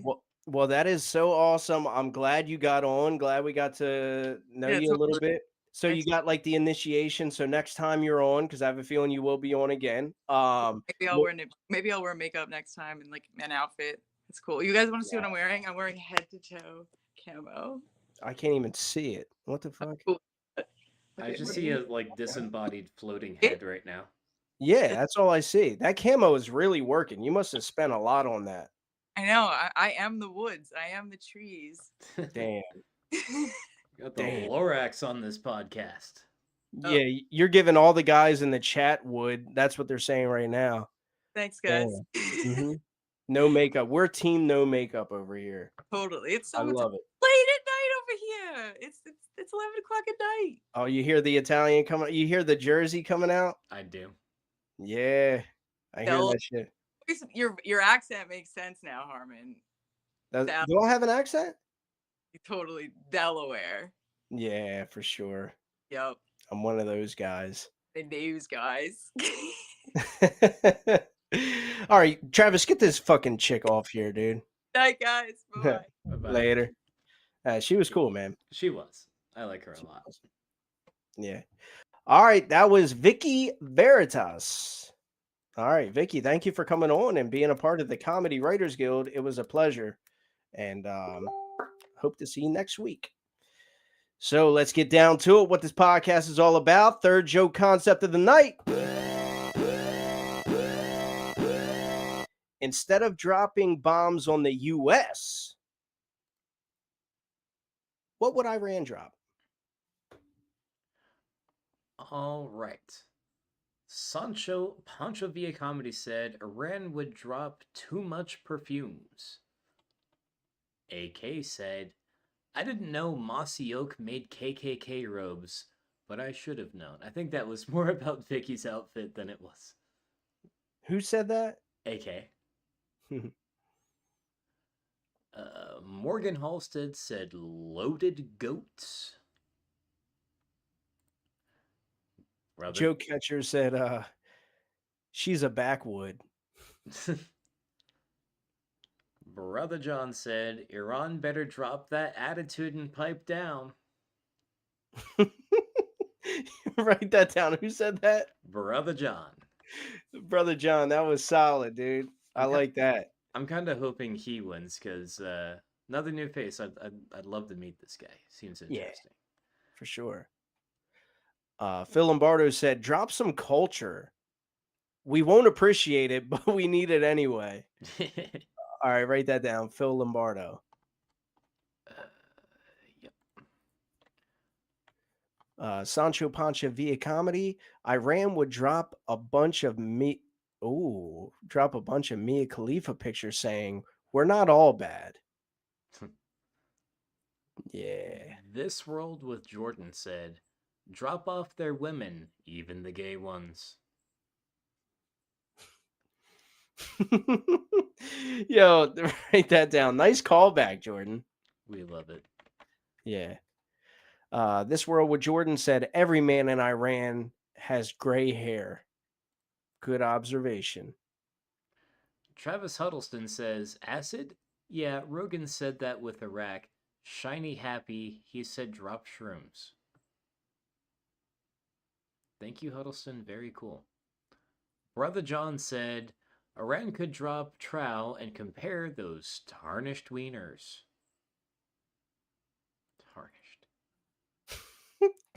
Tarnished is what got me on that. What the fuck? Who said that? Brother John. Dude, he's killing tonight. Actually, write that down. Yeah. Sancho Pancho Villa Comedy said Iran would drop a bunch of spam emails. Write that down. Write this too. Brother John dropped another banger. Iranian food smelled like someone dropped a deuce. All right. You don't agree with that one? I've never tried Iranian food. Every other like Middle Eastern food I've ever tried has been fucking bomb. But I don't know. True. Never tried Iranian. It's like, it's just the stereotype. You know what I mean? Yeah. I don't think he's being too literal with it. He also said Iran could drop the tough guy act and grow up. Dude, I don't know, man. So far, it seems like Brother John's getting on here. Mm-hmm. Brother John ain't bombing us, but he is killing. Philip Lombardo said, drop some decent coffee, please. Yeah, America is lacking. Yep. I love how I did like what would the US drop on Iran? And then I did and they just totally ripped apart Iran. And then I said, what would the US drop on the US? And they just totally ripped apart Iran. Again, yeah. You know what I mean? It's like, dude, rip on us. We got a lot to rip on. Well, Christy Bacon did that. She said Harmon has sexy nose hairs.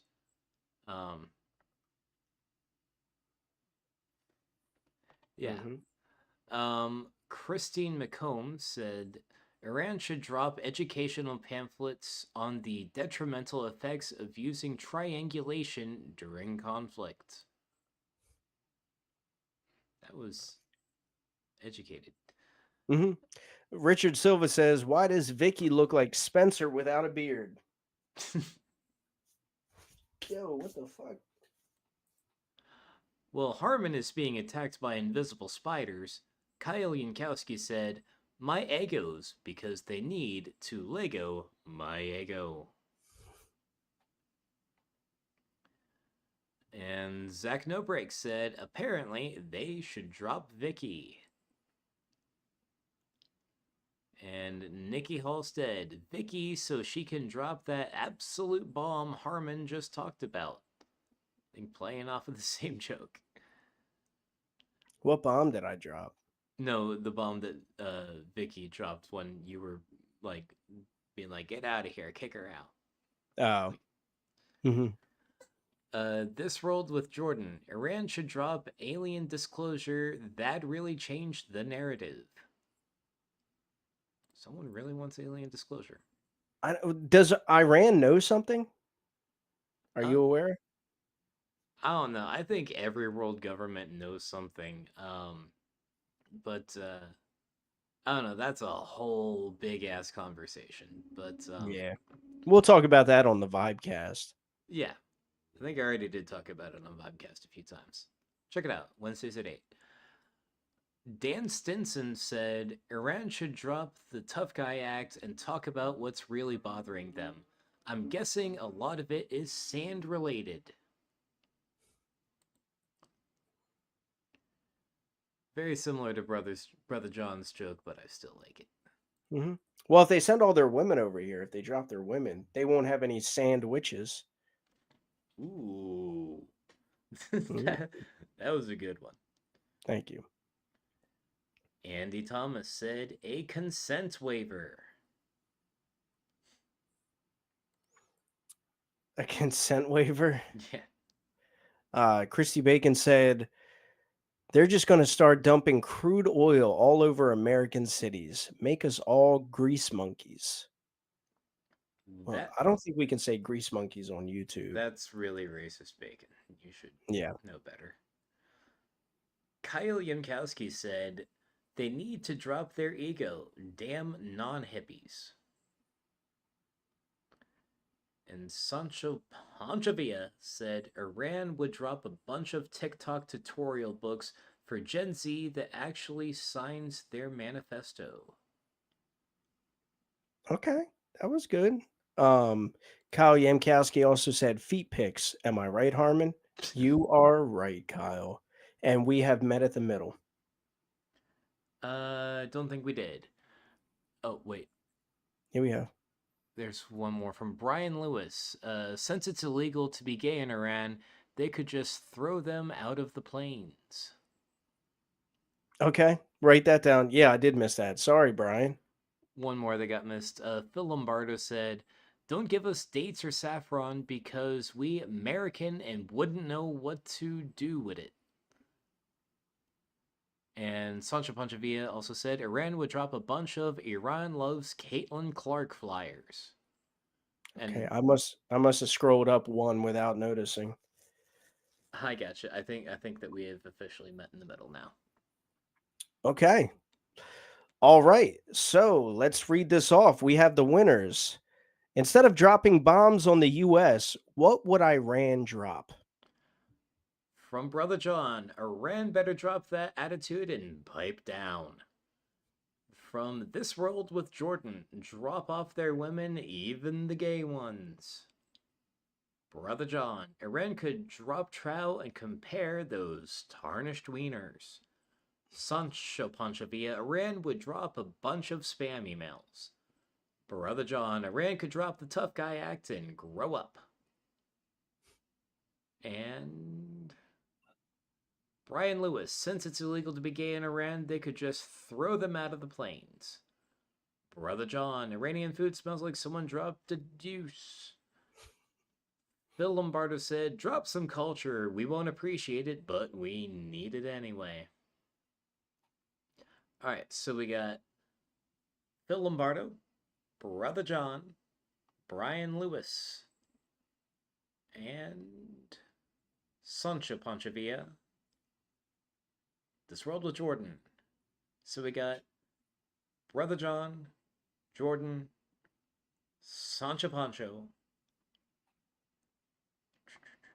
Brian Lewis, and Phil Lombardo.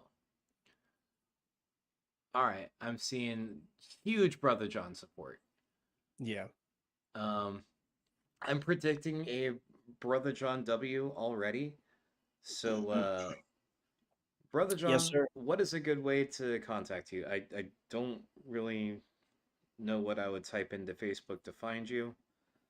Um, Yeah, true. Me neither. He's our fucking Rey Mysterio.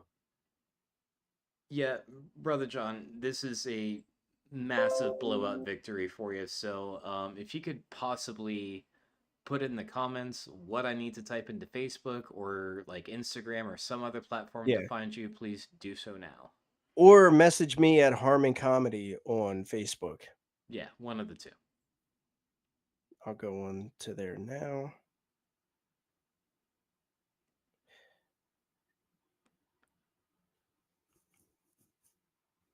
There's apparently a Brother John who lives just down the road from me. You don't live in Murfreesboro, do you, bud? That'd be wild. Yeah. If you could just have him come over your apartment and we just do an interview real quick. Yeah. Well, when I That'd be say crazy. just down the road from me, it's like an hour drive. It's like way on the other side of town, but yeah. And we have where to go? Sancho Pancho said, "Good show, fellas," and then he gave a heart. Or no, he didn't give a heart emoji, but he said that. Not sure if that means that he's peacing out. If you are, dude, thank you for coming and you fucking killed. But if you aren't, thank you for the compliment. Let me see if I can find some way to like message him through YouTube. I don't think so, brother John. How do we contact you, dude? If he's even still in the chat, I would love to believe he didn't peace out. Oh, hold on. Mike got it. Mike got it. Oh. Maybe. Hold on. I'm not going to say his name over the air, but I just got a friend request. Oh. And he's friends with Talmadge. Okay. That Okay. might give me enough to go on. Okay. Yeah, I think this is yeah. He's All like, right. Talmadge has 21 friends, so it shouldn't be too hard to figure it out. Damn it. I shouldn't have said that then. All right, I'm going to send you his profile. Okay. Because that actually wasn't enough information to go on. Yeah, no. More Travis. Sorry, guys.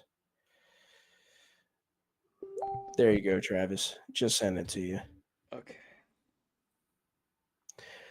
Okay. All right. Well, while we are waiting, let's get down to the fourth and final joke concept of the night.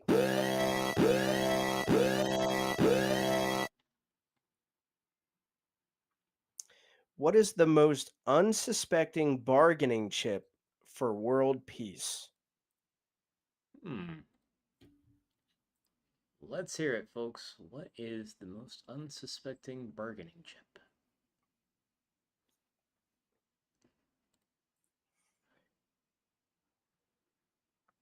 All right.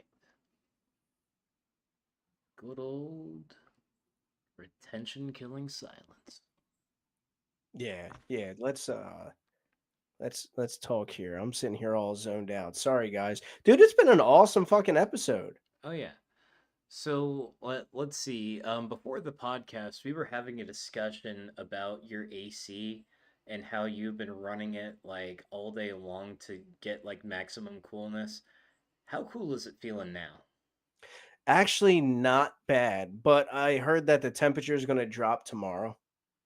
So it's probably a little cooler outside. Dude, it's been, man, I got my truck the other day. It said 105. And yeah, it said 105 on my little, I got the temperature and that says the outside. That's not saying like inside the truck. So it said 105. Oh, There yo. he is. Yo, fellow Jitzer. What's up, dude? Haha, what's going on, man? Not much, man. So we're just gonna identify you as Brother John. No, all good. Yeah. Thanks for coming on, dude. Thanks for driving and watching the episode.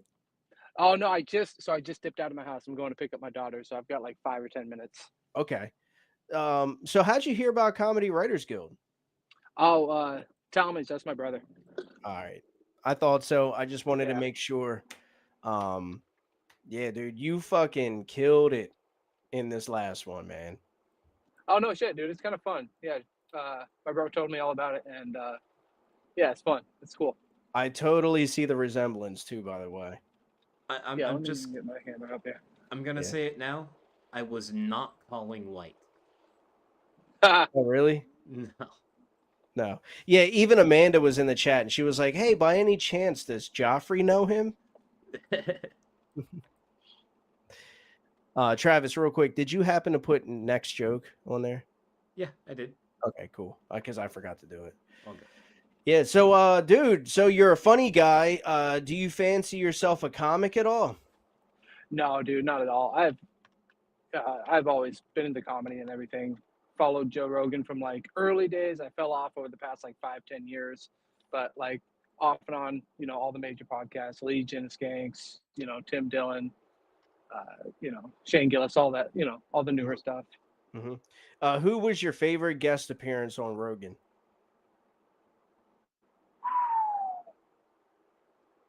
Dude, it was the early days. I loved the early days. Like Mayhem Miller, like early days was a wild one. Like the early Duncan Trussels, those are my favorite.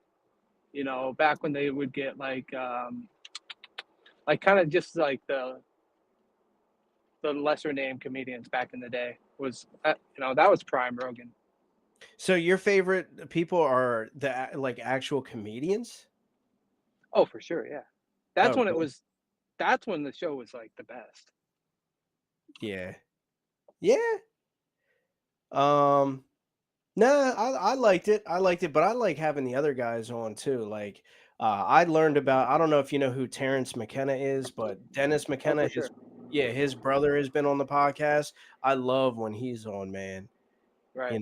And then also, oh, why can't I think of it? Oh, Paul Stamets was probably my favorite ever because he's like talking about mushrooms and all that stuff. I don't know. Rogan's fun, dude.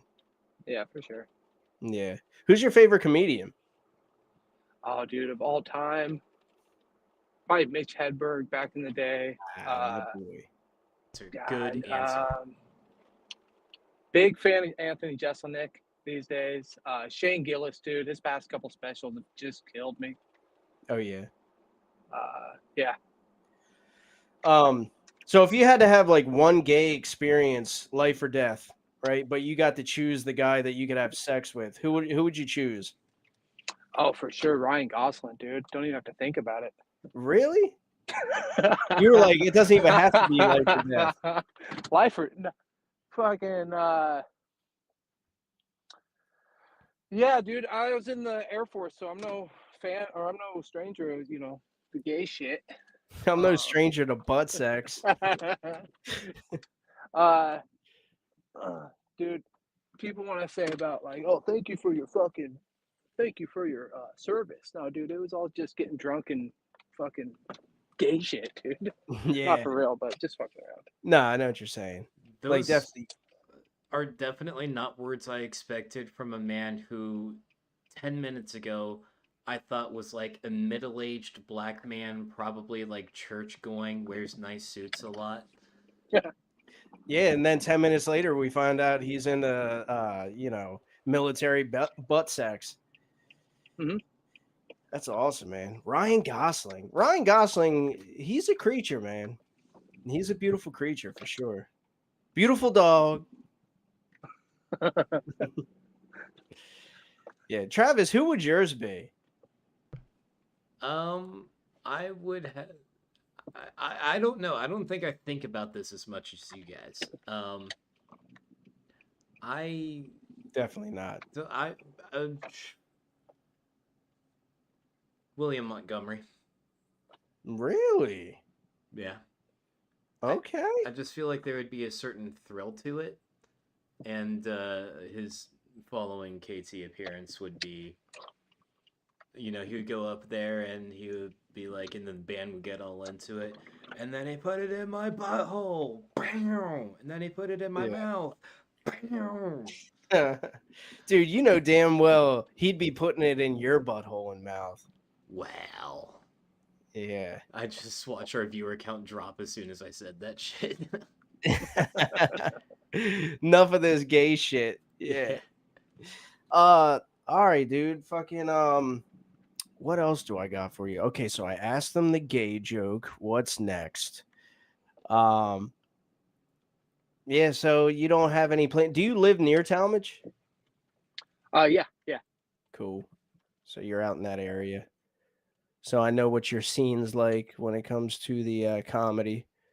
So you have no plans on like hitting any mics? No, man, that was one of those things. Like in my 20s, like I always like. I even think I probably talked to my brother about it a couple times of like testing out a mic here and there. But like family, work and everything, you just don't have time for it. It's not really something I know I would pursue seriously. But dude, yeah, it's probably my favorite, form of entertainment is comedy. I don't know why anybody wouldn't dig stand-up comedy. It's crazy to me. It's the best. Here's what's gonna happen. Because it's been happening with a lot of people. You're gonna stay watching this podcast. You're gonna win some more concepts. We're gonna keep on putting the pressure on you, and you're about 2 to 3 months away from your first mic. I'm just telling you now. It's been happening to many people. Mm-hmm. But right, he and also then get fired from my corporate job. Yeah, that's true too. I try to keep my job hush hush on here, so I get that. I get the job, I get the kids. It makes it hard, man, for sure. Have you ever like actually written down a joke? I probably did years ago. Probably. I'm sure I did. Okay. All right. But yeah, nothing seriously. Who would win in a fight? Joe Rogan or Liver King? Oh, dude. Methed out Liver King? I don't know, dude. He might have the edge there. But yeah, dude, Rogan would fucking crush him. It's so funny, dude. That One whole kick. fucking saga is. I just was catching up with it. Did he talk about it on his podcast yet? Not that I know of. That's fucking wild to have some fucking roided out, messed up dude fucking at your front step asking to fight you. Dude, right? Wait, how close did he get? Do you know? I thought he was like there in town, like looking for him, saying like just challenging him to a spar. I don't But think it was like. I wonder like in blocks, in like Austin Oh, City right. blocks, how close he got. I think I saw a video of him like getting put in handcuffs in front of the Comedy Store. It was probably a Fender that called the cops on him. Oh shit. Yeah, we gotta ask a Fender. He's got the inside scoop. That's wild. Yeah. Doesn't Rogan have like a fleet of Navy SEALs as Bro. bodyguards or something? Dude, he's got like 10 David Goggins. Yeah. Like he's got the money to where he had David Goggins fucking what do you call it? Cloned 10 times, and he just owns them. Yeah, it's crazy. I saw there was this one comedian who comes on in here a couple times.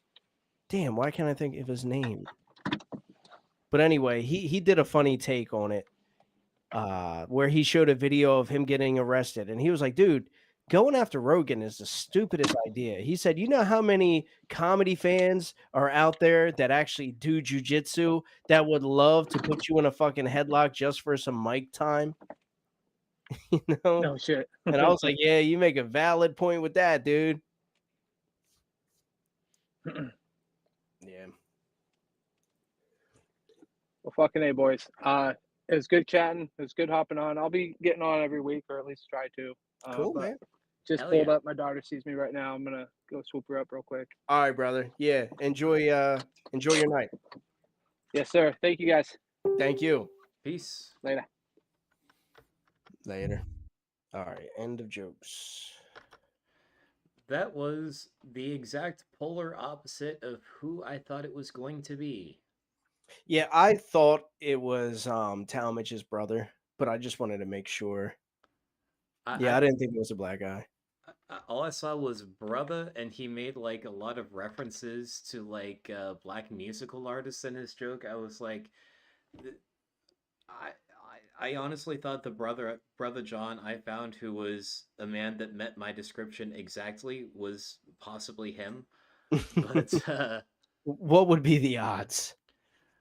who knows? Crazier shit's happened. True. All right, guys. Fourth joke concept of the night. Most unsuspecting bargaining chip for world peace. And what do we got? All right, we got Bill Lombardo with never mind, because that was for the last concept. We got Christy Bacon with My Bacon Strip. And Kyle Yankowski with I Am. I-Y-A-M. I Am. And Dan Stinson said, a bargaining chip is no joke at the homeless shelter. Bacon with bargaining chip. I get a gag order and the world gets to live in peace without all my grease. Nikki Halstead with fentanyl, Lamau? Was that with a question mark? Yes. Yeah, write that one down. All right. All right. Phil Lombardo says, no more commercials forever. Oof. I want to write that down just because I fucking hate commercials. Yeah. I hate them, dude. Like, I swear to God, I have. So, a lot of you know, like, I do this recreationally. I have no plans on Comedy Writers Guild getting huge or anything like that. But, like, let's just say, for some odd reason, we do. Dude, we will not be the ad reading type. You know what I mean? We'll switch over to fucking what do you call that, Patreon, before we do that.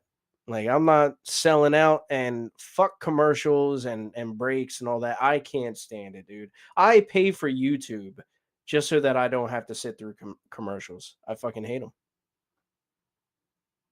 Yeah, same can't be said for Vibecast. I'll read the dick pill ads all day long. You can pay my fucking ass. That's cool. We'll do it a different way, man. We'll fucking post some links. But nah, Yeah. I can't do it, man. All right. Anyway, what we got? Kyle Yankowski says a worldwide meditation session and breath work and yoga. Hmm. We need that. You're right. Yeah. He also said, "Y'all never seen front to back cornrows."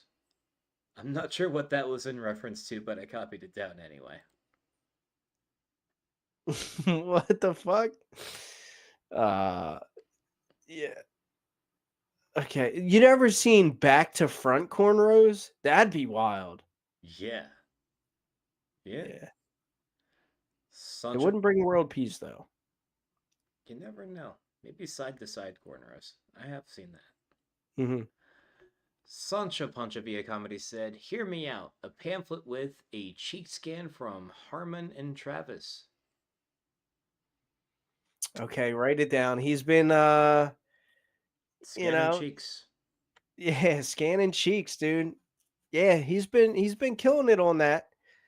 Phil Lombardo says we could tell everyone that Matthew McConaughey will die unless we get our shit together. Christine McComb says, "Alcohol anon sobriety chips." Yeah. Sancho Pancho says Katy Perry's astronaut video. That's good because she tried to like bring everybody together and stuff. Yeah, let's write that down. All right. And Andy Thomas said, "Travis's shirt collection." KIM says Cantina chicken tacos. Oh, Sancho Pancho says Casey Anthony POV body cam footage. That would unite a lot of people, that's for sure. Let's write that down. All right, and let's see, where was I? Sancho Panchavia said, tears from Epstein. Kyle Yamkowski said, very tiny hats. Nikki Halstead with Travis. His voice would simmer everyone down. I know from experience that ain't true. I don't know, man. That's 60% of the reason why I watch Videcast. Well, it doesn't work on my customers at work. Amanda Burns says, Greta Thunberg. How dare you? How dare you? Kyle Yamkowski said, money, so they can finally afford nuts for their Sundays. Oh, taking my joke and using it. I like it. Dan Stinson says, couldn't we just stop selling them the weapons? Just kidding, LOL. Let's write that down. And then Dan followed that up with, I'm a political guy now. Yeah, I saw that. He must be taking tips from CAPTCHA. Christine McComb says, lifetime printer ink with every new printer. Yeah. Brian Lewis says, a double-ended dildo for tug of war. You gotta see who has better grip strength. Ooh. Sancho Pancho says, Ocean Gate submarine, all-inclusive passes. He also said, William Montgomery's 4-year sobriety chip. This World with Jordan said, I bet Sarah Palin could bring us world peace. She seems like she knows what she's doing. Who said that? This World with Jordan. Is he the one that brought up Sarah Palin last time? I can't imagine more than one person would bring up Sarah Palin in 2025, so probably yeah. Okay, he's sticking to the bit. Let's Yeah. I don't want people to think that that's a theme. Just because you stick to a bit that we're just going to include you. But, for now it's working. So Yeah. let's write that down. You ever hear that Doug Stanhope Sarah Palin joke?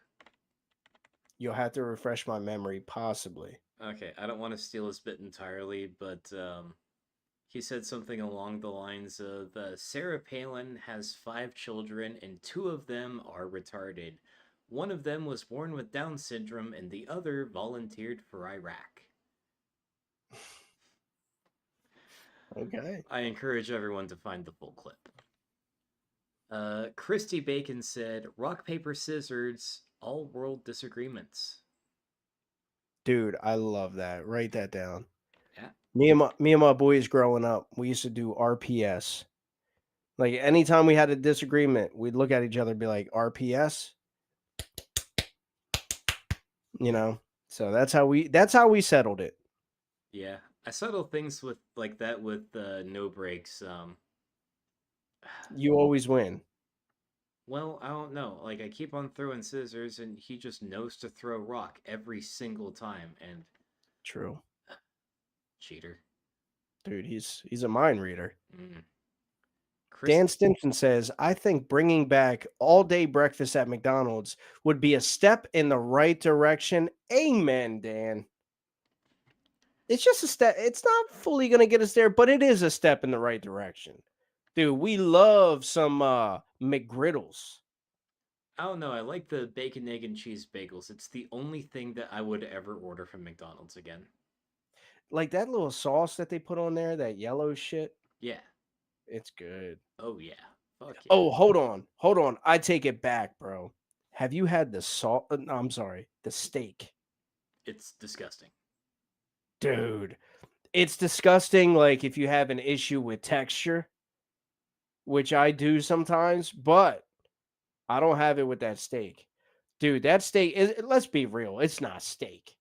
It's fucking horse meat and dog food and ugh, I don't like it. Dude, I fucking love it.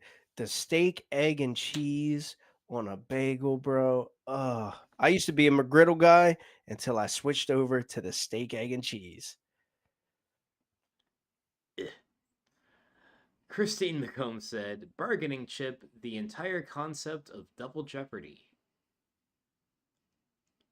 And Andy Thomas said, a bag of bacon's pubes. Phil Well, Lombard. you can purchase those right now on her OnlyFans. Yeah, good rates too. Phil Lombardo said, nothing. We will trade you nothing. Go ahead. Amanda Burns says, most unsuspected chip, Breezy with his poems. All right, write that down. Which he might have got a chance to read his if he didn't bail so early. Now I know Freezy. He's very selfish. So what he's gonna do? He heard my open invitation, so he's gonna be like, "Oh well, Harmon's gonna reach out to me when it's time." So I'm gonna go tell all my homies. Hopefully, he's telling all his homies like, "Yo, I'm about to be on this podcast. Come watch." Yeah. That'd be cool. But AK says Washington is deep in the CWG. I can tell. There's like him, Talmadge, Brother John, Yamkowski. So many. Dude, you're right. I didn't even take it that way. I took it as in like, you know how people are like, uh, oh, Joe Rogan's definitely been bought. He's been bought out. You know, like I thought he was saying because of our Joe concepts tonight, like Washington DC is like Oh, okay. I took it that way, but I think you're right with everybody in Washington. Yeah. I'm retarded.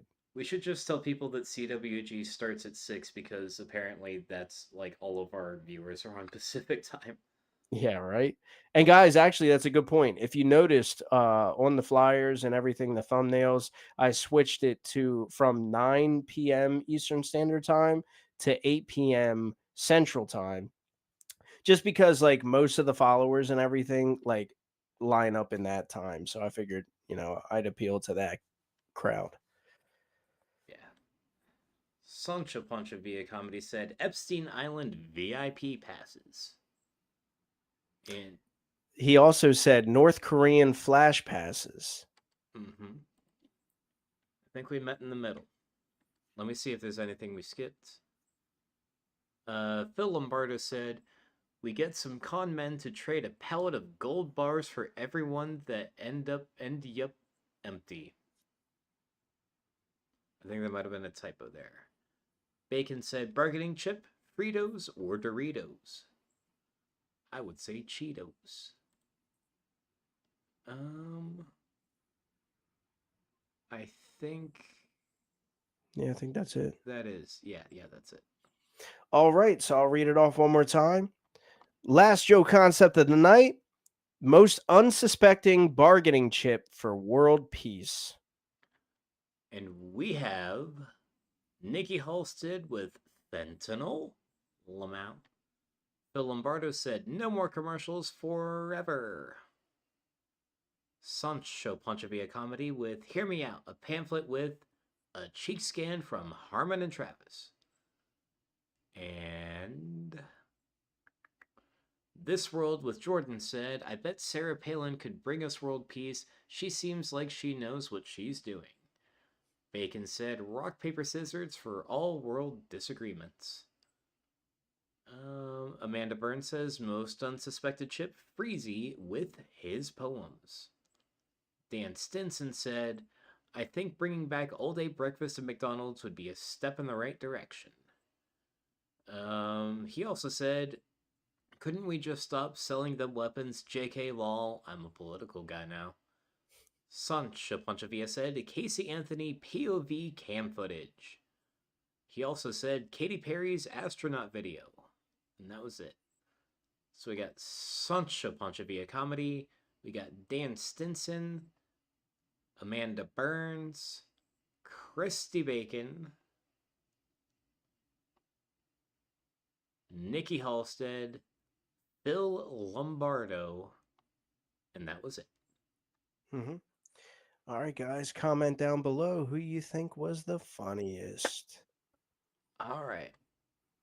I'm seeing Jenna pick one or the other. I see one Bacon, and then one person who's on the fence about Bacon or Dan. I see a Jordan in there. I see a Sancho. All right. I see another Jordan. Okay. And one more Bacon, one more Sancho. One more Jordan. He said, I'm full of ego tonight. I'm voting me. Ooh, okay. You can do that. If It's frowned upon, but you can do it. Yeah. I see a Dan. I see a Sancho. I think Sancho's starting to pull ahead here. It's about time. He's been awful damn close on every round. He has. All right, let me count up all the Sanchos real quick. I see 1, 2, 3. Let me count the Jordans. I see 4 for Sancho. The Jordans, I see 1, 2, 3.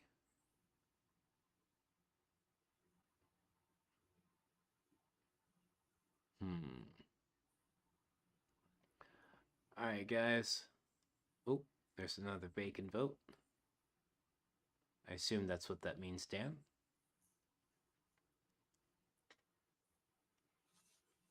This is hard when we have so many potential winners. Count the Bacons. 1, 2. That second one says Bacon or Dan. So. Yeah, no, I'm not counting that one. Okay.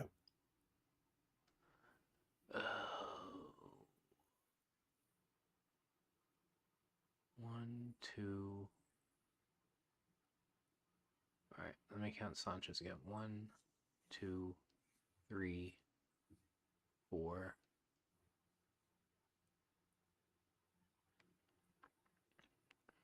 I think Sancho has a slight lead here. I think so too. Oh. Let me count the bank. I think Bacon might have just tied it up. Let me confirm that. 1, 2, 3.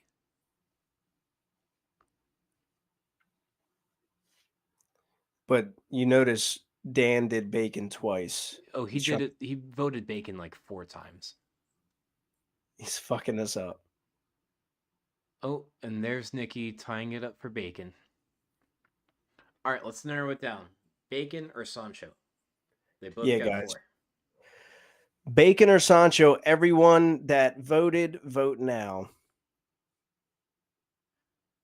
And tell Sanchito that if he knows what's good for him, he best go run and hide. Daddy's got a new 45.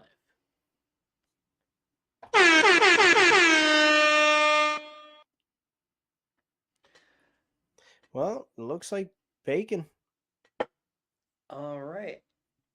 Sancho, good job, man. Bacon, even better job. So close, Sancho. And now I have Santeria stuck in my head where it will be for the remainder of the evening. Mm-hmm. Let's see. I guess it's been a while for Bacon. She's pretty far down my message. Oh, there she is. All right, Bacon, check your messages now. Did you get any response from Offender? No, I did not. Yeah, I didn't think so. Okay. You want me to see if I can get a hold of Freezy so we can do his poem? Yeah, please. Okay.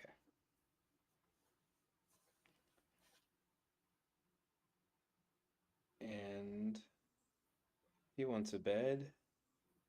I assume no breaks? Mm-hmm. Okay.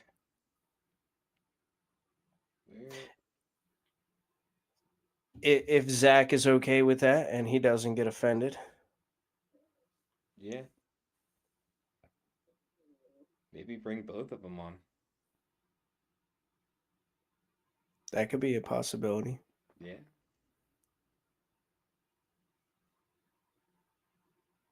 Sorry for the dead air time, guys, as we figure this out. Excuse me. But Bacon, check your messages. You won. You won. Where's Drew been, dude? I don't know. Oh, there's Bacon. Bacon. I can't see either of you. Harmon. Oh, yeah. I see her. Yep. You see us now? Hi. Yeah. Well, we don't see you, Harmon. You might need to refresh. Shit. I Okay. see Harmon. I'm gonna refresh. Yeah, I see Bacon. Yeah. Well, I couldn't see Harmon, which means the audience can't either, so there he is. Yep. I didn't log out this time. Bakey, what's up? Hi. I woke up late and I made it just in time. Yay. Perfect. Perfect. How's everything been going for you? Good. Yeah, everything's been going pretty good. I'm enjoying being on the show. Uh, the cards that I made, they got printed, I think, like yesterday or the day before. So they're like actual, like I get to see my artwork on all those little cards. What, the sauce cards? hmm Wait, what, you have like your own deck? I made the decks. Like I did all the artwork. I made everybody's cards. I did the bags. I did all the flyers. Like Oh shit. my little baby too now. I'm a little curious. What do you do with those? Like you I do have like no a card trick? I have no clue. You're supposed to use them and play along at home with the game, or you can play it yourself. Or so it's basically just a bunch of improv games to work out comedy and improv and have fun. Okay. Okay. Yeah, there's been like I mean, I wasn't gonna mention it, but there's been like a little bit of drama going on. Right? I don't know. I sleep through a lot of things, and my internet has been so bad the last month. Like it just now is getting a little bit better. That I missed out on all kinds of stuff, and I think I'm kind of glad I did. Yeah, probably. Probably. There Yeah, we can tell by your frame rate. Yeah, it is. Well, it's not too choppy. Not on my end. She looks all right. Yeah. Yeah, since the tornado took out the tower, like we've been bouncing off of further towers, so it's been fucking hell. God damn. I swear to God, every time we talk to you, there's like some sort of tornado that just went through. They were following me all season, like for like what 2 months straight. Every Monday, I had to deal with a tornado. That's crazy. Followed you Damn. to Nashville too. Yeah, It did. I was just thinking that. That's wild. So you primarily been like doing soft stuff. So that's been helping you like work out your bits and all that shit. Yeah, since I can't, I'm stuck out here. It's been a good way to work things out, to find out what's hitting and what's missing and what I need to cut out and punch up.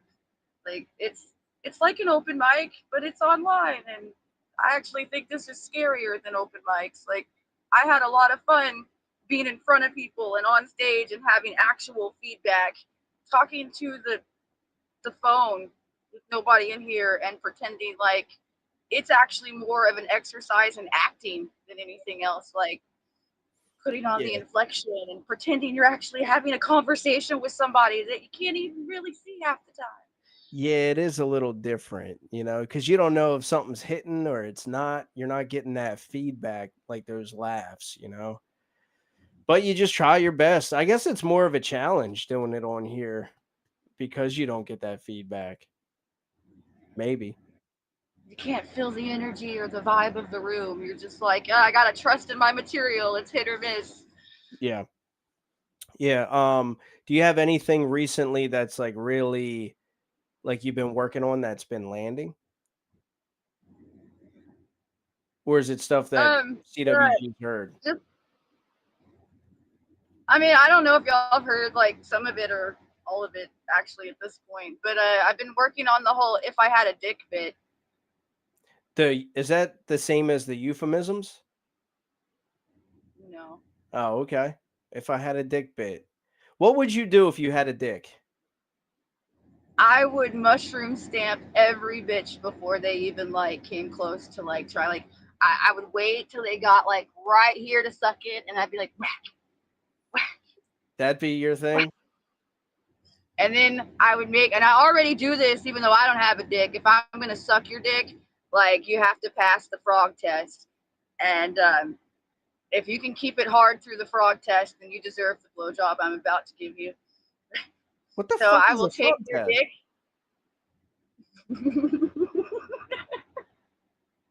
Now keep in mind, I really do this. Okay, I will take your dick and I will turn it and I'll make it look at you. And then I make it sing the little piss slit right there. I take it and I make it move like a little puppet. And then I make it sing the frog song. Hello, my baby. Hello, my honey. Hello, my ragtime gal. I really want to get like a little top hat and a cane to put on. All right, so this episode or this segment is called "Strange Blowjobs with Bacon." Travis, I think that we have words for this. Yeah, hey Bacon, what the fuck? And also, is this why Kyle made a reference to tiny hats earlier? I think so. Okay, so did you sing the frog song to Kyle? Because we know he's retaining some semen right now. I mean, why do you think he's retaining it? Like I sang the frog song and it scared it all right back in those yams. Yeah, that's for sure. If I was getting the frog song every night, I'd definitely be surpassing Kyle with his semen retention. I'll tell you that much. Yeah. So does anybody not stay hard? I've never lost one yet. Really? No soldiers down. Damn. How many times, I'm curious, and I'm sure everybody else is, how many times has this frog song test been done? Round to A the lot. nearest I 100. do not. Yeah, at least I'm a slut a lot. I'm a slut a lot. Dude, you got to put that on a t-shirt. That's a fucking merch idea right there. I'm a slut a lot. I like that. Okay, yeah, I didn't realize like how prying that question was. I guess that's really asking you, how often do you have sex? I didn't mean that. I didn't mean to put you on blast with that. I just didn't think that the frog song was happening during every intercourse. At least every guy that I've ever sucked it at least happens the first time. The first time. Oh shit. Okay, you give them the full bacon experience. They need to know what they're in for, and I need to know if they can handle it. Okay, fair enough. Do they do any tests with you? Like the moose knuckle test or something? Somebody tried to like blow in me make me like a little puffer fish once, and that was hilarious. Everything came like, yeah. Oh my god. Jesus, dude, a bacon balloon. God damn, played you like a harmonica. Like that little frog balloon from Shrek. Yeah, yes. Frog balloon. All right. Bacon, I'm afraid I don't know how to bounce back from this conversation. Well, it's time to read the next joke concepts off. Like, I'm ready to go. Bye, guys. We are all out of joke concepts, and I'm just in a state of bacon. What the fuck? Yay, I win! I beat you. You win something. You beat me at my own game. Oh, did you lose us? It said my microphone was noisy and yelled at me, but I think it was Oh. just me. Yeah, I think it was the blowing and the pussy sound that you made. Yeah. All right, Bacon. Well, we are gonna head off here, and I don't know, see what Freezy has in store. No. No, I think he's gone to bed. Okay. Well, we do I'm glad have. I traced the rails and derailed your train. No, don't take it that way. Everything's a bit, Bacon. You know that. You're Bacon bit. You know. No, we Cost love a it, big and we will be referencing the frog song in future endeavors. Yeah, that's definitely gonna be brought up. What the fuck? It's canon. She said turn it around. So you like twist their dick and do a 180 with it? Well, I mean, it kind of already is. When it's pointed, it's hard, and you let it go. It kind of looks at you anyway. True. Sorry if you guys hear screaming in the background. Oh God, I scared your children. I'm sorry. They're scarred for Probably. life. Yeah. Probably. All right, Bacon. We are going to let you go. Thank you for coming on and being a part of it and winning. Y'all have a good night. You too, Stay Bacon. greasy. I'm not sure I can have a good night anymore. I know. I'll give it a try. I won't be getting hard for a while. A lot. Yeah. Yeah. I'm a slut a lot though. That's great. That's cool. Yeah, that also is canon now. Yeah. I sent the link to No Breaks. He said that he needs 10 minutes to bring in his groceries and go take a piss. That was about 7 or 8 minutes ago, so it might be a couple more until he's on. You know, we also have a guest that has just joined us that, like, I know this is like out of the ordinary. I don't really do this, but I think everybody's been wanting to see Drew, man. Oh, really? Yeah, Drew Chickens. I wonder if he's in the spirit of coming on. Should I send him the link and find out? I don't know. Zach is probably like almost ready. Yeah, let's wait for Zach. How many people want to see fucking like? Oh yeah, Bacon. We're not taking No Breaks off. He's definitely coming on. He's the closer. Oh yeah. But how many people want to see Drew on here? Or maybe it's just me.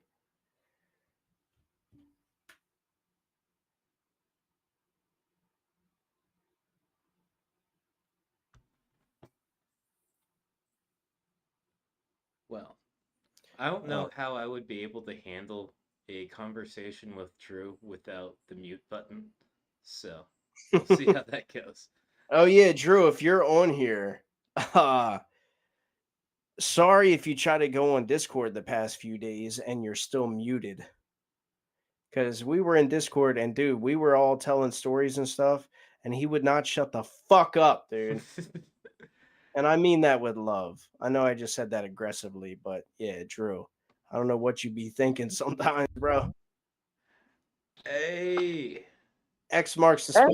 No breaks. Hey guys, how's it going? What's going on, man? How's your breaks? Oh, completely gone. That's right. Damn right. How's it going? Yeah, what you think of tonight's episode, man? It's pretty fun. Yeah, it was good. It was all right. It was all right. It was all right. Yeah, it was all right. I'll probably never watch it again. I don't blame you, dude. I mean, it's no sauced, but you know. You don't right, I go. You don't gotta watch it again. We just need you to come on at the end. All right. Yeah, as long as you could do that, that's cool. What's been going on in the life of No Breaks? I'm trying to learn this photo program, which is basically Photoshop, which has been really good. I think Nikki's probably going to move in. That's pretty much it. God damn. I move quick. I don't got time to waste. She No breaks. No breaks, dude. Is she there now? Yeah. She is. She don't want to be on camera. No, I think she went in the other room so there wouldn't be feedback. But now that she sees this, she's probably going to come out. I don't know. I wanted to talk some shit over with her, but you know what I mean? If she doesn't want to, I understand. But I wanted to get down to some nitty gritty, if I'm being honest. I bet she'd be down for that, actually. Okay. Hey! What's your name? What's your name? Hey, dude, Right. whatever you do, if she starts doing this thing called a frog test on you, fucking roll out of there. Oof.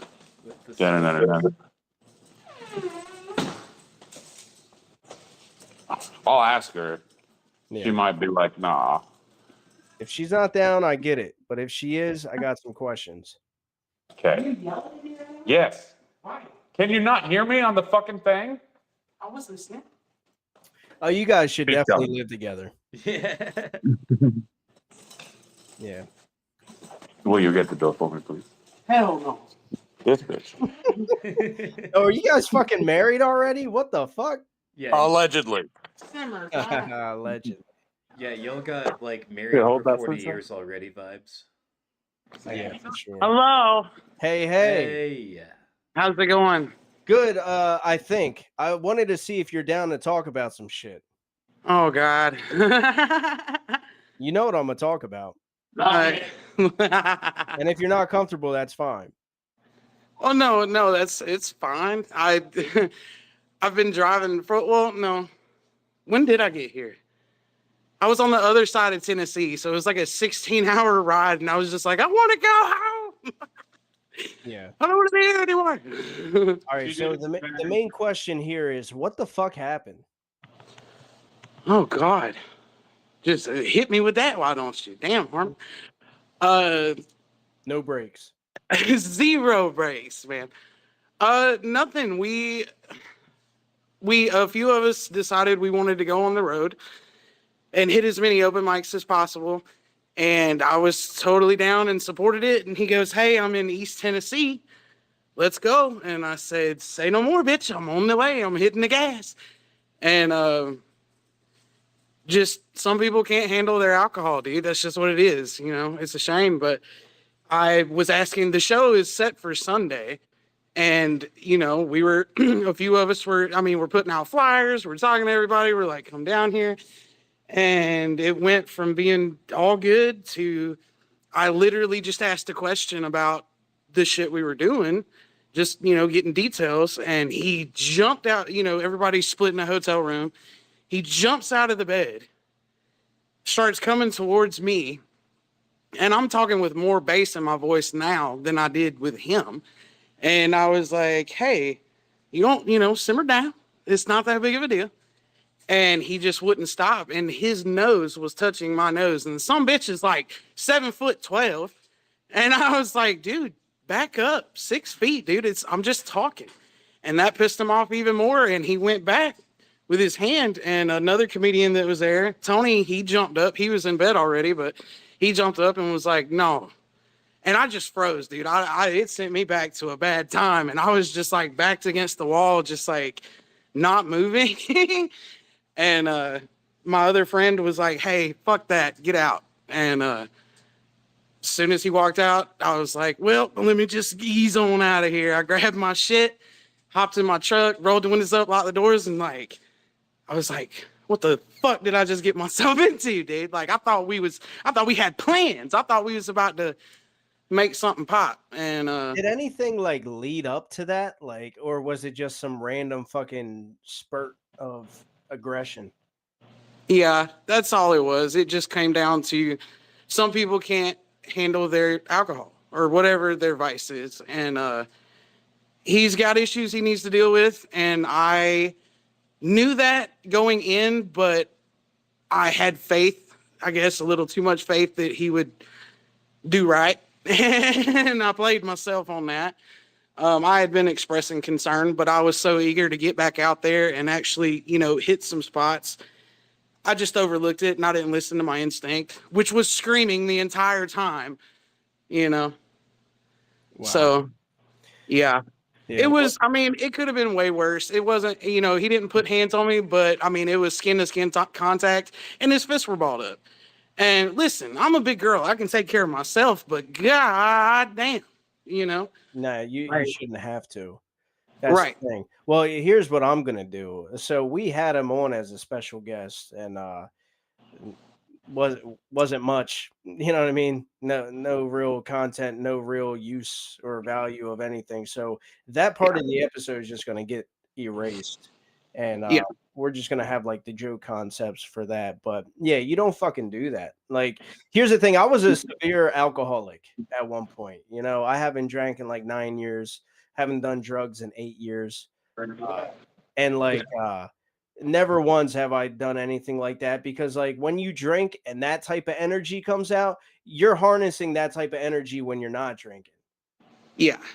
So And you can fuck it off. gets to yeah, and it would get to the point where there were a bunch of red flags on the way, like um we went to the bar we were going to perform at and doing like sound checks and stuff and trying to get to know people, and like they would come to me and be like, "Hey, you're solid, but like that son of a bitch got to go," because he's just, in my opinion, at this point, it's like, dude, you're not even funny. You're obnoxious, and not even in a good way.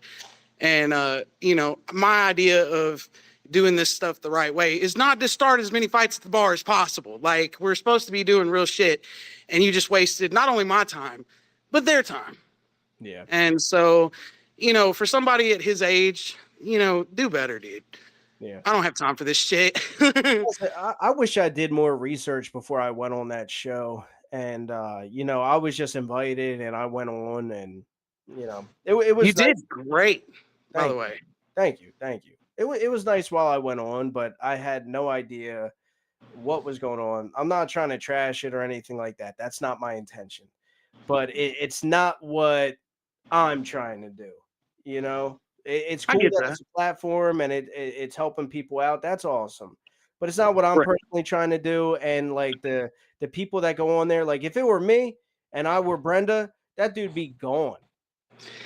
Yeah, and she called me, and I was still in Tennessee at the time, and like I was just trying to dip, son. I was trying to get the hell on out of there.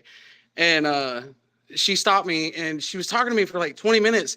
And here's what got me. And this is not me talking shit at all. Everybody reacted differently. And Brenda, the first thing she said to me when she called me was like, "Well, birthday ruined." And I was like, "Okay, sorry, but fucking not. I'm not gonna, I'm not gonna hang around because, And so I just thought that was a little weird because compared to other people, not naming no names, Travis, people hit me with, legitimate, like, "Hey, we're nipping this in the bud," but she didn't, and that kind of hurt me. It was, it was just a weird thing to say. You know what I mean? What I've been noticing a lot in comedy, right, is a lot of using of people. You know, I talk to Offender every single day. That guy gets used.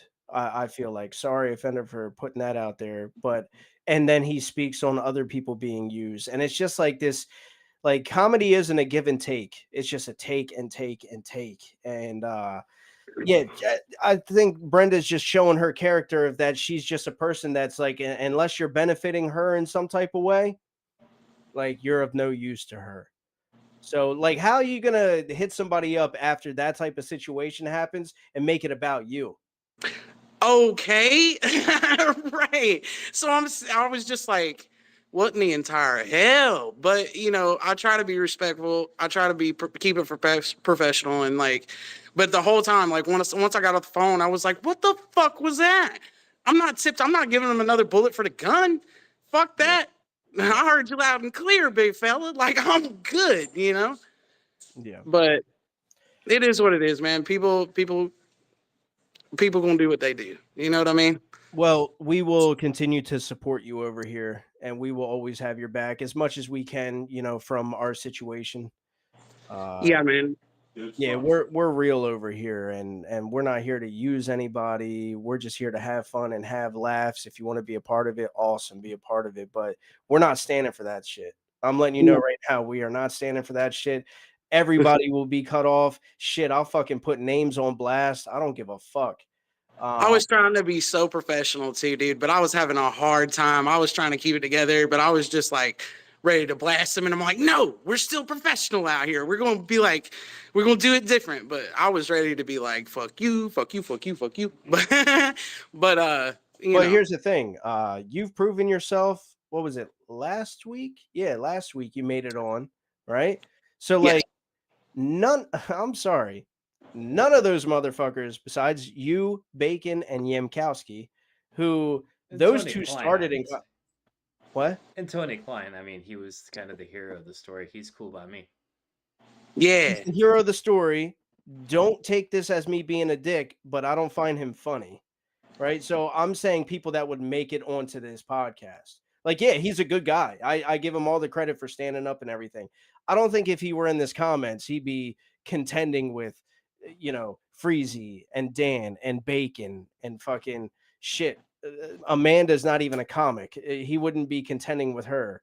So what I'm saying is, like, you got to find your fucking crowd, and those people are not the best crowd.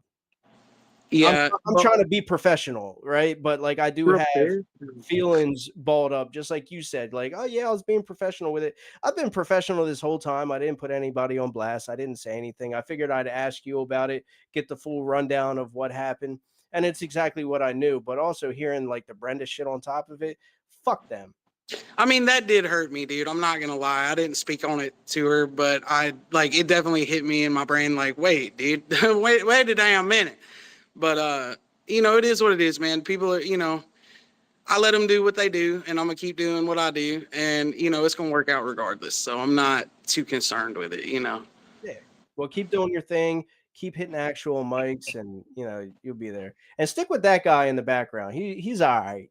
He's all right. Man, listen, don't gas his ass up anymore, dude. That son of a bitch is gonna Evel Knievel right out of this damn driveway. Don't do that. But he is. He's been great, dude. He was actually the first person I called before I made the video, because I was just like, I was stuck, like, just mentally, and I was like, hey, I just need like a calm voice real quick so I don't lose my shit. And he was like, I did. I don't ask me to apply logic, but I did. I called him, and he was like, hey, what the fuck? Yeah. But it was enough to pull me. He got me to laugh, and it was enough for me to kind of pull myself out a little bit and go, okay, we're good. It's fine, Yeah. But thank you guys, because like I said, Travis messaged me and was super fucking direct about it and was like, hell no. And I was just like, see, that's what I'm talking about, man. Like, hell yeah.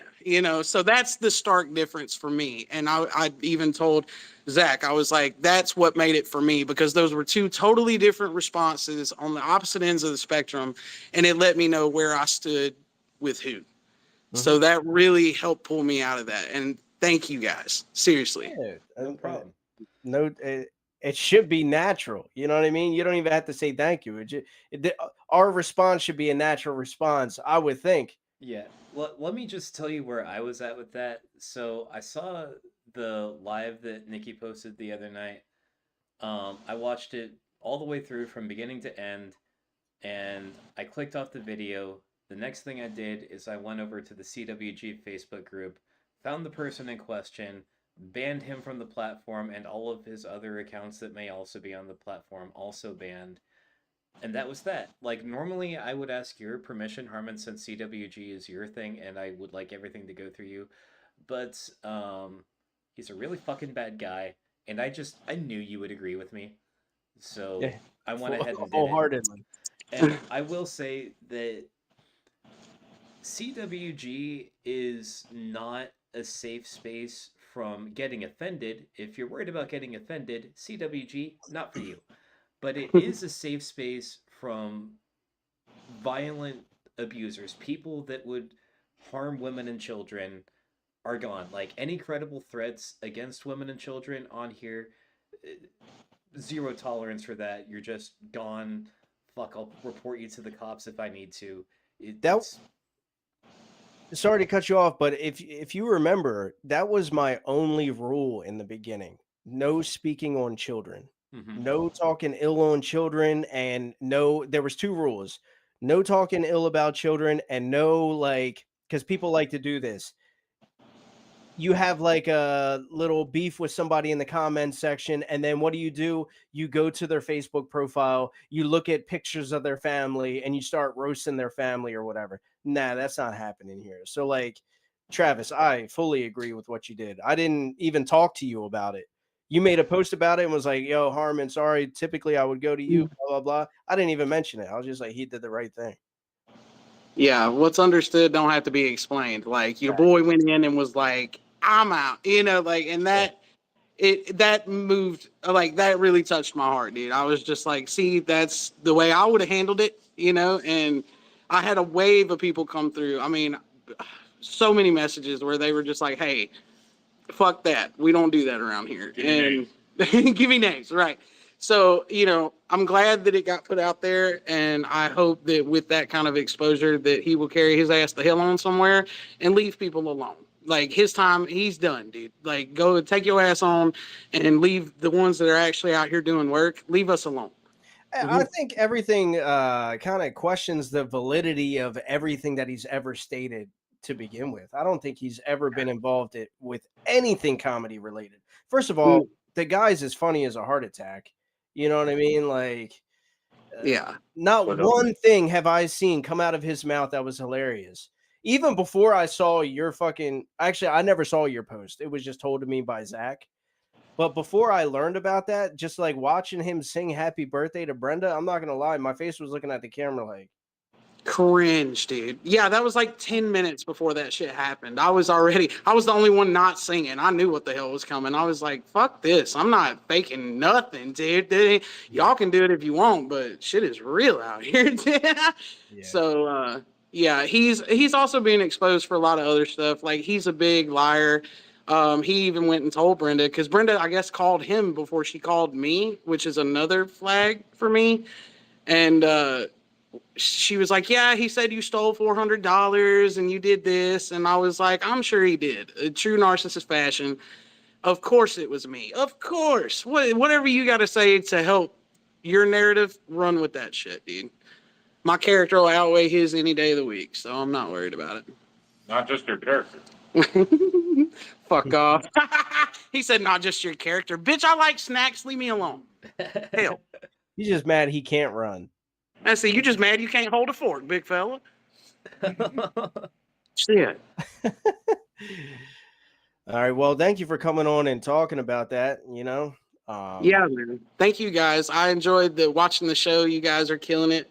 And I know you mentioned earlier you don't expect this thing to pop off in any big manner, but I sure as hell hope it does, Harmon. You guys are great, super professional, super funny. And if anybody deserves it, I think you guys do. So. Oh, thank you. I appreciate that. Yeah. You're welcome. I'm going to pass it off to Mr. One Hand. Yeah, I was just about to pass it to his good hand, please. All right, y'all. All right. Hi, Bella. For legal Sorry, reasons, I need you to say allegedly real quick. Allegedly. Thank you. Yeah, sorry, didn't mean to like take your time away from you, but we'll give you all the time you want right now, dude. I only need like 20 seconds usually. Wait, so you weren't faking? Wait, I cut you off. I'm sorry. You weren't what? I said, wait, so you weren't faking? Yeah, you always come in with the backup afterwards, right? Yeah, the closer. Yo, hold on. There you go. I love it, man. I love it. But since she's gotten here, I've been talking about stuff. I know of 4 places that do open mics within driving distance. So that's inevitably going to happen soon. And I don't want her to stop doing mics. Sweet. And I want you to start. Yeah. She said they can't ever stop from doing mics.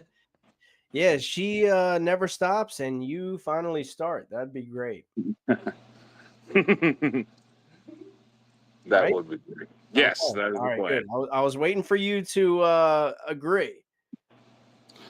Oh, my sister, she almost lost a bunch of notes she had jotted down from like a year ago or so. And there were just a lot of terrible ones, but I love them still. That's how it starts off, man. You start off terrible and you gradually work your way up. Story of my sex life. Why do women masturbate with these 2 fingers? I don't know. Because they're mine. Terrible. Is that you? But, dude, you should say, why do women masturbate with these 2 fingers? and then lift up your other hand and be like, because they can't masturbate with these two. They ain't ready for the closer. Mm-mm. See, there it is, dude. Fuck yeah. All right, Zach, you got any parting words for us? Split, divide. No, not really. Is our parting? You're right. Cheeks. Oh, there you go. Call back. Scannable. Yeah. Scannable cheeks. All right, dude. Well, thank you for coming on, man, and being our closer. I'm not sure what's going on with the fender. I hope everything's okay. It's probably more than okay, but I got a joke for y'all if you want to hear it. Fuck yeah, that's what this is all about. Okay, so hang on, man. You got to get the right angle, big fella. That ain't gonna work. Okay. Second time I've heard that today. Jesus, Murphy. Fuck. So, I've always dealt with depression, and it's always been like an emotional eating thing. So it's like sad, eat, sleep, repeat. And I decided to seek a therapist for it. And when I met her, she introduced herself and told me a little bit about how she does things. And she tells me she's into equestrian therapy. And she goes, so what we're going to do is we're going to take you to a ranch, and you're going to find a horse. And then you're going to confide in that horse. You're going to ride the horse, love on the horse, clean the horse, yada, yada, yada. And I'm listening to her, and she goes, what do you think about that? And I looked at her in horror, and I said, ma'am, I came to you seeking help, looking for a solution.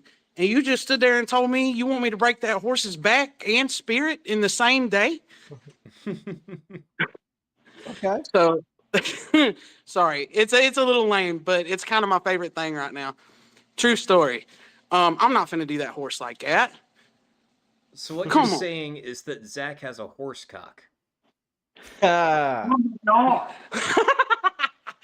Yeah, just on his arm, and he's been coming at me with that thing, and I'm like, listen, I don't know about that, but my name's like- Nicky, and welcome to Jackass.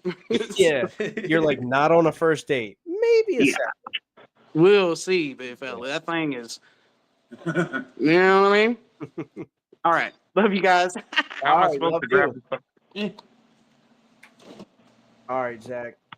It's been real, man. It's been fun. It has been real fun. All right, we're about to see. I don't know. Maybe we'll just call it a night. Sounds good to me. All right, Zach. I'll hit you up tomorrow, bro. Later, guys. Love you. Love you, man. Peace, homie. Great Much show. love. Thank you. Thank you. All right, that has been episode 20 of Comedy Writers Guild. I'd like to give a shout out and a thank you to Mike Ryan for coming on tonight, giving us a little backstage access to what he's got going on. I'd like to give a shout out to all of you in the chat tonight, killing it. It was a very lively episode, felt good. You know, like Bacon said, it's kind of hard to tell. You get no feedback on here. So hopefully you guys enjoyed tonight's episode. And Travis, you got anything you want to plug? Yes, sir. So, as always, we got the CWG watch party every Monday night. When I say CWG watch, I mean KT watch party on the CWG Discord. Links in the description. Actually, no, it's not. But yeah, you'll find us. You'll find us. And then on Wednesday nights, 8 p.m. Central Time, we have the Vibecast. Come hang out with me. We're going to do some power washing. We're going to catch a vibe, listen to good music, and have a great conversation. And then, of course, right back here, Thursday nights at 8 Central. And fuck Damian Seaman. Yeah. Allegedly. Fuck Sauced. Not allegedly. You don't have to say that's fine, Travis. I'll say it. Fuck Sauced in the City. Fuck Damian Seaman. I'm staring right down the barrel as I say it. So yeah, if you guys want to have some real fun with some real funny people, we'll see you guys back here next week at the same time, 8 p.m. Central Time. We love you guys. Thank you for the good time. Peace out. Peace. That would have been a lot more dramatic if my finger was on the outro button. All right, good night. Could you call them a bunch of cocksuckers for me? They're all a bunch of cocksuckers, but they did a great job tonight. That's right. I love you. You brother. did a great job. Love you, Joey. Comedy Writers Guild podcast. I never got us